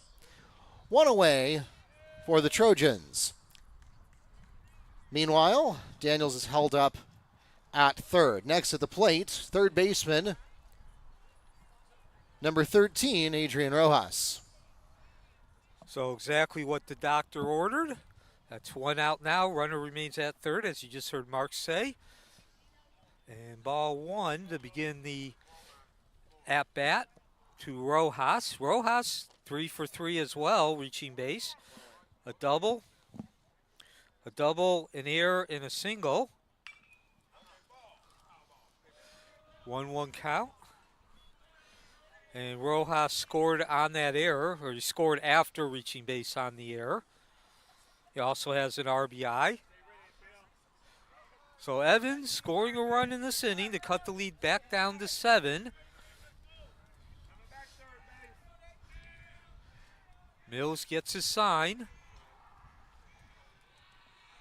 Delivery low. Perez, who I believe is making his first start tonight at catcher, usually the shortstop. Nice job of playing backstop and keeping the ball in front. Of course, always critical when you've got a runner on 3. Comes the 4th pitch, swing at that one. And 2-2 count now. It almost looked like Perez might have had a chance at catching that foul tip, but it was a little high for him to be able to make the stop there. So Mills delivers the 2-2 count. Runner at third. And low. Says it's low and out. Full count. Runner remains at third with 1 out. 13-6 lead for Wekiva. Mills delivers. That's Ball going fair, first, and it's off the base. shin of Fritchley.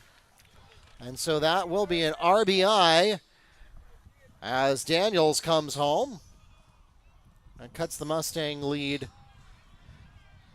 back to 6. Meanwhile, Rojas is safe at first. Give him the single for that.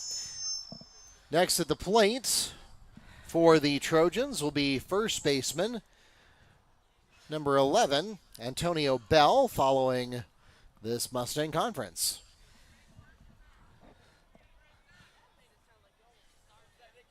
So Coach Tati taking the trip out to the mound. Does not look like he's going to make a change. He hasn't made the signal. Looks like it's more of a conference to calm his pitcher down. And that's Jonathan Mills, again, one of the 5 seniors tonight. He is the 4th pitcher. Jones started. Simon followed him, each one an inning. Jones gave up a run. Simon did not give up a run. Had a 1-2-3 inning, as a matter of fact. Sanchez came in, pitched 2/3 of an inning, and Mills replaced him with 1 out, or 2 outs in the 3rd inning. So Mills has now gone officially 3 innings, although he faced 3 batters before getting his first out in the 3rd inning. Stevens Dorval is in as a pinch runner at first. And so Bell steps in. He's 1 for 3 tonight. Flew out to center in the 1st inning, doubled and scored a run in the 3rd, and struck out in the 4th. Swings at that first pitch. Back, and gone. Antonio Bell with a 2-run home run for the Trojans.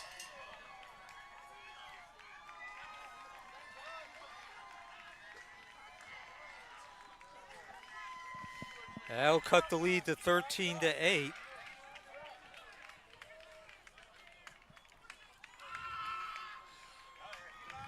That's Is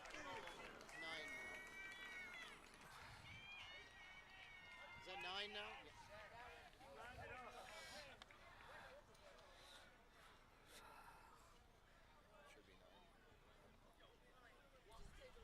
So just like that, 4 runs in this half inning, and where the Mustangs had runners in scoring position to 10-run rule the game, now it's down to being a ball game. 4 runs for the Trojans to make up over the next out in this inning, and then they'll have 3 more in the next inning. 4 runs scored in this inning. And Coach Tati is now going to make the pitching change.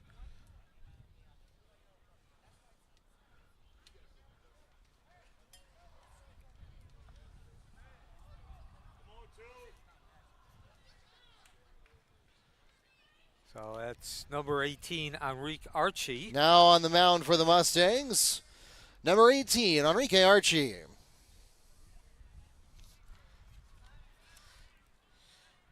So again, Coach Tati going probably one pitch and one batter too many with Mills. Of course, when you have an 8-run lead, that does give you some room.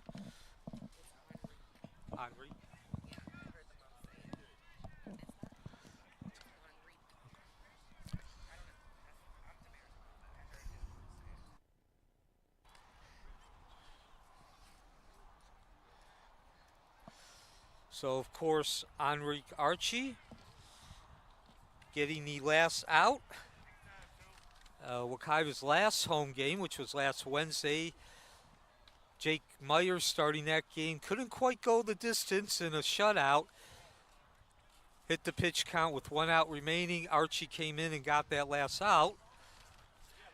And has a few more outs to get. Needs 4 outs this time. The freshman has been put in.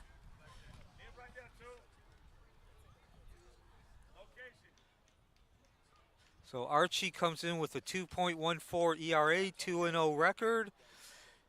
And again, mentioned last week, came in against Edgewater, completed the game for the starter, Jake Myers. That was his first and only save. Has a total of 19 2/3 innings pitched, giving up 9 runs, 21 walks, 17 strikeouts. And of course, he's now charged once again, like last week, with finishing out this game, but he will need to get 4 instead of 1. So Wekiva has led throughout, taking the lead in the bottom of the first inning. 1-0 lead by Evans. Wekiva then scored 5 runs in the bottom of the first. They scored 2 more in the bottom of the second.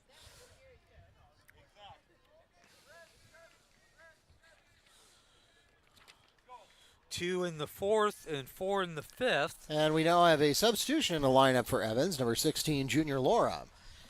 And Wekiva has not been able to shake Evans, though. They keep coming back, keep getting within striking distance. 13-9 now. Archie's first pitch finds the mark, 0-1 count.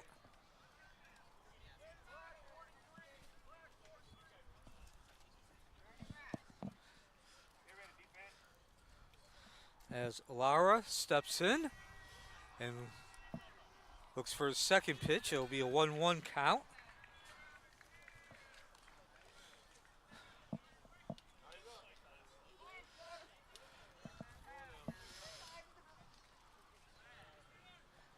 (13-9) lead for Wekiva. Bottom of the 6th inning, 1 out, bases empty. As Archie just brought in. 2-1 count. The freshman looking to close out this game. Needs 4 more outs.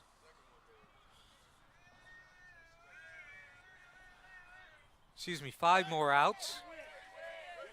And strike.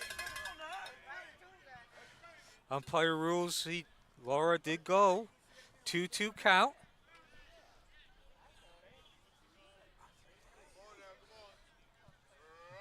And Archie gets a sign, the delivery, full count.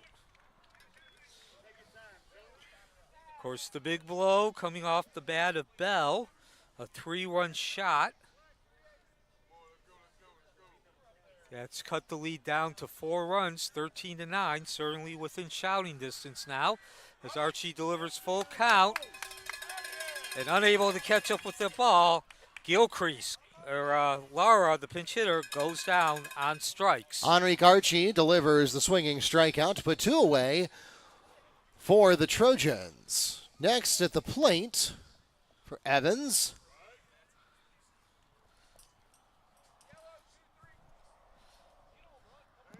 I don't want to assume until I can see because they've been substituting into the lineup here. So now 2 outs, bases empty. Okay, so we are back to the regular lineup here. Garcia at the plate. Jai Garcia at the plate. And he's looking at a 1-0 count. So Archie coming in.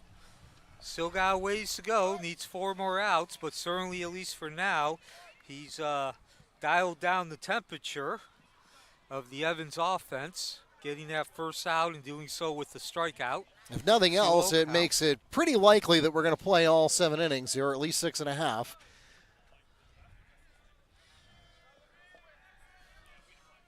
Mustang Field, the site, is Wekiva trying to win its 7th game over the last 9. Again, the lead for Wekiva earlier today has been as high as 8 runs. It's now been cut in half. 3-0 count. Garcia stepping back in. 0 for 3 tonight. Flew out to center field in the 2nd, reached base on an error in the 3rd, and struck out in the 5th. And he'll reach base again, drawing the walk.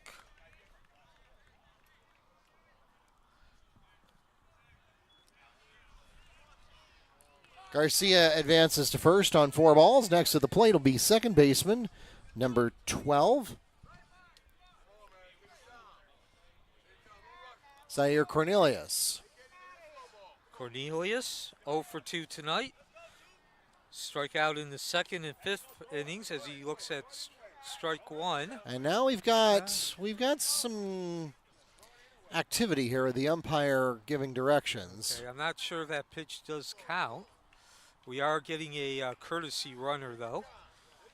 Cornelius again, 2nd and 5th inning, striking out, walking in the 3rd. Courtesy runner is in at first base for the catcher, and that is number 18, Devontae McClain. Did that pitch count? So now we're going to get a conference here with the Trojan coach. I think the coach was trying to call time to get that courtesy runner before the pitch was delivered by Archie. It's unclear whether that was the case, and now Cornelius becoming very agitated. Yeah, very animated.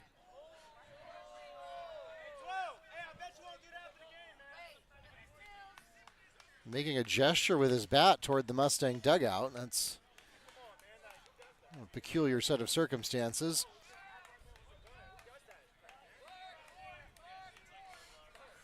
So Cornelius steps back into the plate. 13-9 lead for Wekiva, top of the 6th. 2 outs, runner at first, and ball 1.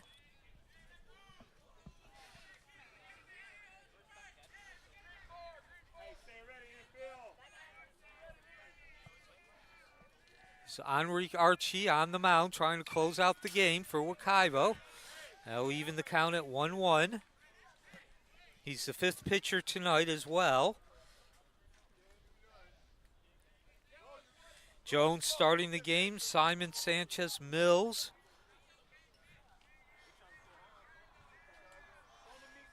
Archie needing 4 more outs. High, hard heat. And that will bring the inning to an end. As impressive as possible.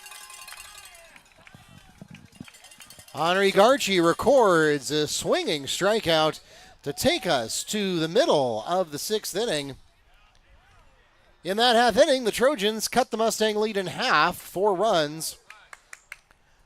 Scored on 3 hits with no Mustang errors, leaving none on, and the score now stands 13-9. Mustangs still hold a 4-run advantage going into the bottom of the 6th inning. Back with more from Mustang Field after the break.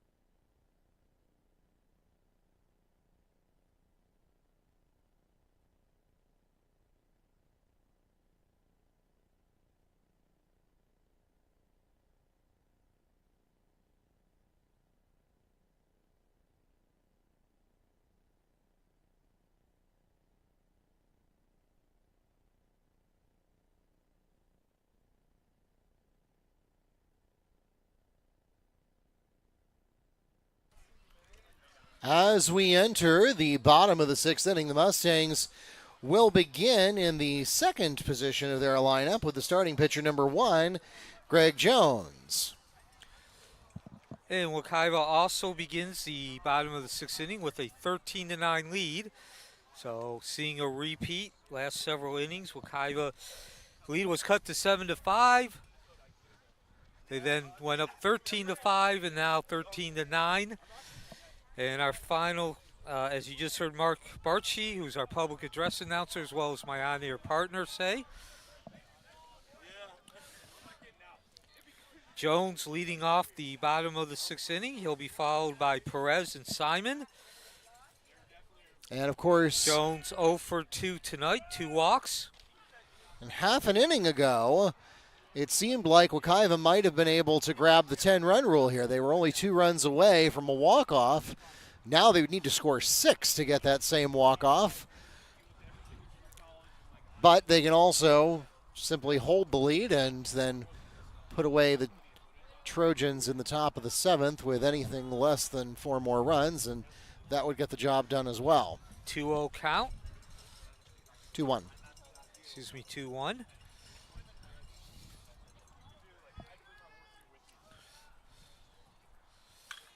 That's going into fair territory, headed towards center field, and it's caught. Daniels makes the fly catch at center field, one away for the Mustangs. Next to the plate for Wekiva, catcher number 17, Luis Perez. So Perez, 1 for 4 tonight. Struck out in the first, reached base on an error in the second, flew out to the center field in third, but he got a single in the fifth. That was a important hit. Wekiva scoring 4 runs in the last inning. And Perez also scored that one's headed towards center. This one's a little lower, though, and it will drop on the liner. And so Luis Perez picks up the single line drive into center field. His second of the game. Next at the plate for the Mustangs, the first baseman, number 20, Demir Simon. And Simon 1 for 3 tonight. Scored a run and an RBI.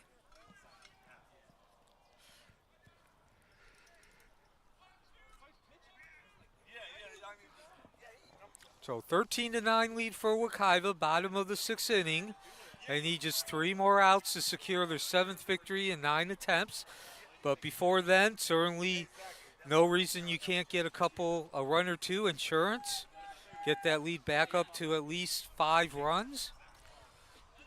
Well, knowing that Evans has scored as many as 4 runs in a half inning, 4 runs is not exactly a comfortable lead. Now, both these teams have pushed 4 runs across the plate tonight, in 1 inning tonight. There goes Perez. No throw, no slide, which is fine with Wekiva. So now they have a runner in scoring position and 1 out.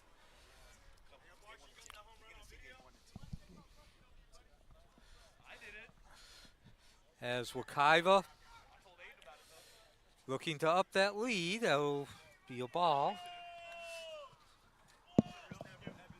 What's the count? 2-0 count. There goes Perez again. This is going into fair territory, so it's a good thing he did start, and it's going to drop. And it's going to make it easy pickings for the RBI. He probably could have got there without that leadoff, but nevertheless, Perez scores on the RBI single from Simon, and that will pad the Mustang lead now to 5. 14-9 is the score with a runner on first. And next at the plate for the Mustangs, right fielder number 5, Jonathan Mills. So certainly, Neil, the Mustangs have been aggressive on their leadoffs and steals.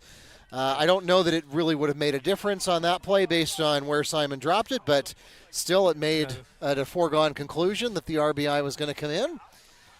Give Simon the RBI, his second of the night. He's now 2 for 4, reached base 3 times. And Mills, who's now reached base all 4 times, is up at the plate. He's actually 1 There goes the pick attempt. It's an error, or at least it will be if we get a base out of it, and we do. So Mills now with an opportunity to get her RBI. Simon moves into scoring position.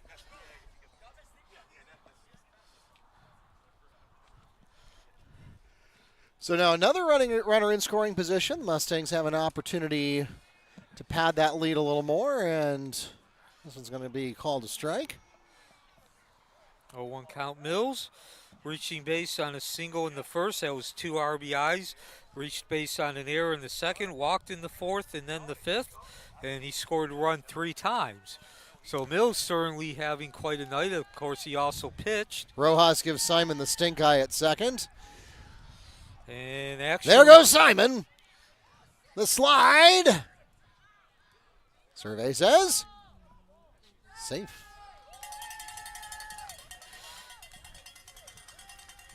Rojas unable to hold on to that ball. Yeah, I think if that's a clean throw, then they had him dead to rights. Yeah, the ball got there before Simon by quite a bit. So again, did not mention this, but since Mills at the plate, as we mentioned, he's also pitched. Went 2 2/3 innings, the longest stint of any Wekiva pitcher. Gave up 5 runs, 4 were earned, 4 hits, 4 walks, 6 strikeouts, and a hit batsman. As he now looks at 1-1. Now it should be noted that you cannot be charged with an error on a stolen base. It doesn't matter how badly you fail to make the out on a stolen base. It's never an error unless they got yet another base after that because the ball goes askew, which it did not in that case. So Mills with a 3-1 count. Again, he's reached base all 4 times he's come to the plate, threatening to go a 5th time. Perfect 5 for 5 as Rojas continues. And I must have been counting. No, I was counting right. Okay. Mills was counting wrong. And Mills does reach base for a 5th time tonight. Jonathan Mills walks to first, and that puts runners at 1 and 3 now. Next at the plate for the Mustangs, number 8, the shortstop, Zachary Reinert. And also talking about having a perfect night as far as reaching base. Reinert's 4 for 4 too. Pair of singles and 2 walks. High-scoring ball game so far. Right now, Wekiva's got the Trojans 2 touchdowns to 3 field goals. And there's another stolen base attempt, but the throw goes down to third base. Interesting that choice was Mills going down to second base. So now a golden opportunity, excellent opportunity for Reinert to up his RBI total. And he does also, in addition, going 4 for 4 as far as reaching base, have an RBI. Pass ball, and this is going to be an easy score. Demir Simon comes home on the pass ball. Mills advances to third. And that ups the score to 15-9. So if you take away the 4 runs Evans got in the top of this inning, ball game's over. Reinert steps back in with the 1-0 count. And it's be a called strike. Oops, and I accidentally hit the out button. Evens the count at 1-1.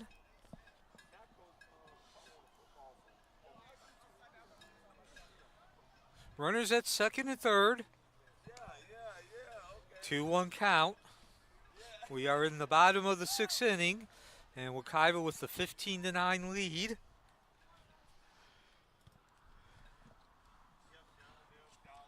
Excuse me, actually just 1 runner on, that's at third base. A lot of heat on that swing. And that will be strike 3. Rojas records a swinging strikeout. 2 away now for the Mustangs. Next at the plate for Wekiva, number 9, Nate Fritchley. Of course, Fritchley replacing Campbell midway through this game. And he's 1 for 2, struck out in his first at-bat in the 4th, but had a huge hit in the last inning, the 5th inning, a double. Brought in a run, and he begins the at-bat with the ball. And also, Bug, thank you for your feedback on the chat that the camera was a little blurry. Unfortunately, there's not a lot we can do other than adjust the zoom settings on it. This is a wide-angle GoPro camera that we're using. Normally, we would actually have multiple angles. We'd have a GoPro wide angle, and then we'd have a couple of standard cameras set up for alternate views. But because we had to set up for both baseball and softball, we weren't able to do that today. Now we get a little bit of contact but into the glove there, so that'll bring up. And count First. now 1-2 with 2 outs. Still at third base is Mills. Kaiba with the 15-9 lead. They need 3 more outs to complete this game.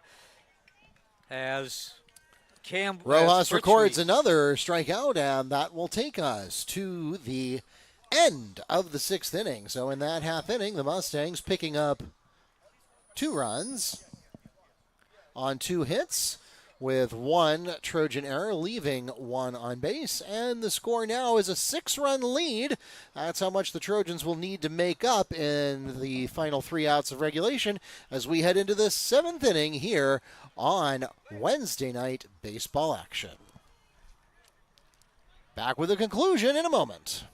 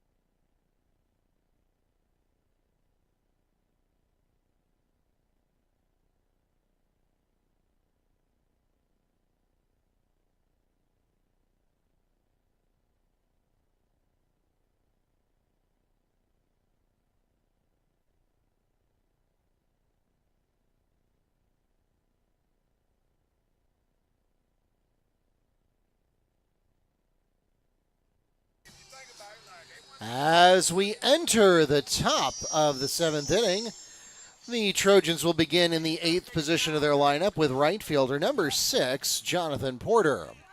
And Porter will be followed by Holmes and Daniels. Porter 0 for 3 tonight, 3 strikeouts. First time he faced Archie as Archie came in the last inning. So the freshman needs 3 more outs to record his 2nd save of the season. Got his first last Wednesday against Edgewater. And ball 1. 15-9 lead for Wekiva. If they can hold on, it would be a 7th victory in the last 9 games. They will be 4-1 in the Metro Conference Championship Tournament. Pool play. And we will wait as the count 1-1 to find out who they will be playing on Friday afternoon and where.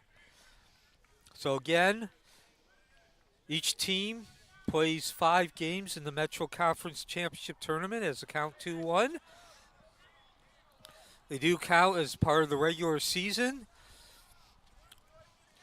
And then when they get done with pool play, the final game pairs the teams in the same position or places as the count now 2-2.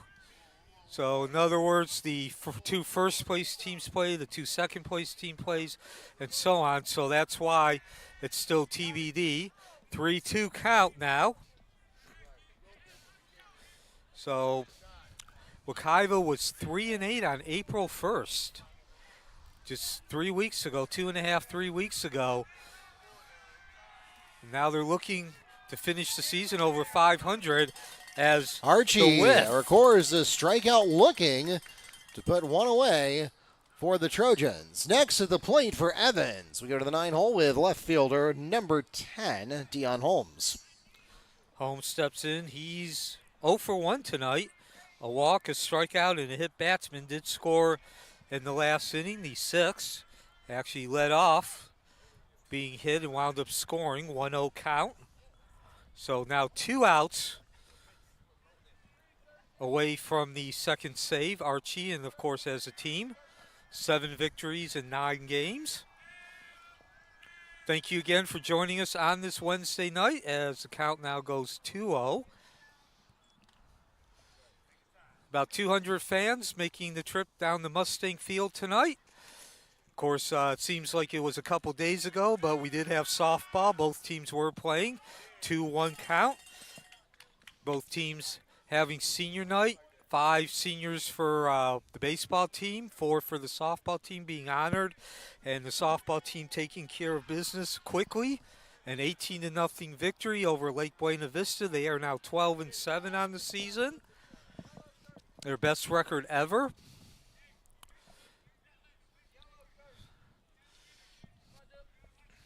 Meanwhile, Archie continues. 2-1 count. 2-2 count. Be 3-2 now, full count. 3-2 count. Needs 2 more outs for the victory. And strike 3. Holmes stood at home plate. Back-to-back called strikeouts for Archie. Now 2 away for the Trojans. Next at the plate for Evans, they return to the top of the card with center fielder number 1, Ulysses Daniels. Holmes did not agree with that call. He gave some lip service to the umpire. And now Archie, 1 out away from pulling out the save.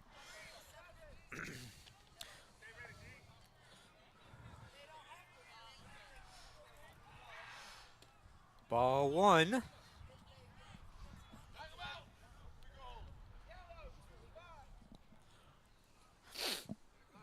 Archie also striking out 4 of the 5 batters he's faced as well.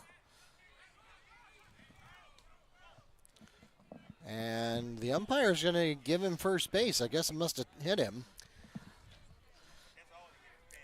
Daniels advances to first. Next at the plate will be starting pitcher number 3, Kylan Walker. So Walker steps in. He is 1 for 2 tonight. Single, 2 walks, and a fly ball to the shortstop. He scored 3 runs, too, and he looks at ball 1. So 1 more out for Archie to get his second save, the freshman, and Wekiva to win its 7th game in 9 attempts. A 1-1 count.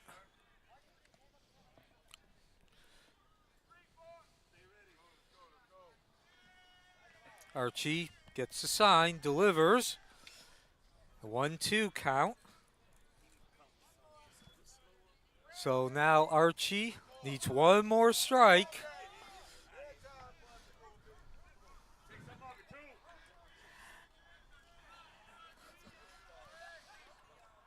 Inside, 2-2 count. Daniels motors down to second. Right now, though, a mute point. 1 strike needed. Archie delivers. No, 3-2. The fans thought that was the end of the game. Umpire disagreed. So Daniels will be running with 2 outs. It's a 3-2 count. 2 outs, top of the 7th. Archie looking to cap off what would be 7th victory in 9 attempts, and he does not do it. Just outside. And he'll have to go another batter to complete this game. Walker advances to first on 4 balls. Runners at 1 and 2 now. Next at the plate, originally third baseman and now pitcher, number 13, Adrian Rojas. Rojas, perfect tonight, 4 for 4, reaching base, a double, reached base on an error, and then 2 singles, has 2 RBIs, and scored 2 runs. And he swings at that first offering, unable to connect. Boy, Neil, if we knew that this one was going to go to 7 and softball was only going to go to 2.5, maybe we should have started this game first. Well, now an 0-2 count. Archie again with the opportunity to close out this game. Needs one more strike. Gets his sign. Swing and a miss. Couldn't catch up with the high, hard heat, and that brings this game to an end. It was an up and down game, but Wekiva scoring 5 runs in the first inning, maintained the lead throughout, getting just enough from their pitchers. Your final score, 15-9. Wekiva now 10-11 on the season, 7-2 over the last 9. Take us to the finish line, Mark. That takes us to the end of the ball game and the end of our senior night festivities. 9 runs scored on 7 hits with 3 Mustang errors for the Trojans. Mustangs 15 runs on 12 hits with 4 Trojan errors, and 15-9 your final score. A 6-run victory for the Mustangs on Wednesday night baseball action. Congratulations once again to the seniors that we recognize tonight in the class of 2024. Again, you will have at least 1, maybe 2 more chances to catch them at home this season. We know there's going to be a home game here next Wednesday night. And against Davenport, there might be a home game on Friday, or it could be away. We'll let you know. We'll post that on social media when we get that confirmed, when the final round of the Metro Conference tournament is going to be played. Meanwhile, though, the Mustangs improved to 10-11 on the season, and we will conclude our senior night festivities there. Thanks once again to those of you who came out to the ballpark to support your Mustang and Trojan athletes. Thanks also to those of you who joined us online. This game will remain available for on-demand replay, as well as the senior night ceremonies that we saw earlier this afternoon for both softball and baseball. Those are on our channel at Wekiva Sports on YouTube, where, of course, we hope you will subscribe to us as well. Follow us on Facebook, Instagram, X, and YouTube at Wekiva Sports, and bookmark WekivaMustangs.com for all of your scores, schedules, and more. For those of you here in the ballpark, please drive carefully and arrive home safely. Those of you who watched online, thanks for tuning in and joining us here in South Apopka for Wednesday night baseball action. We hope you'll subscribe before you go, and we will see you next week. Until then, good night from Mustang Field.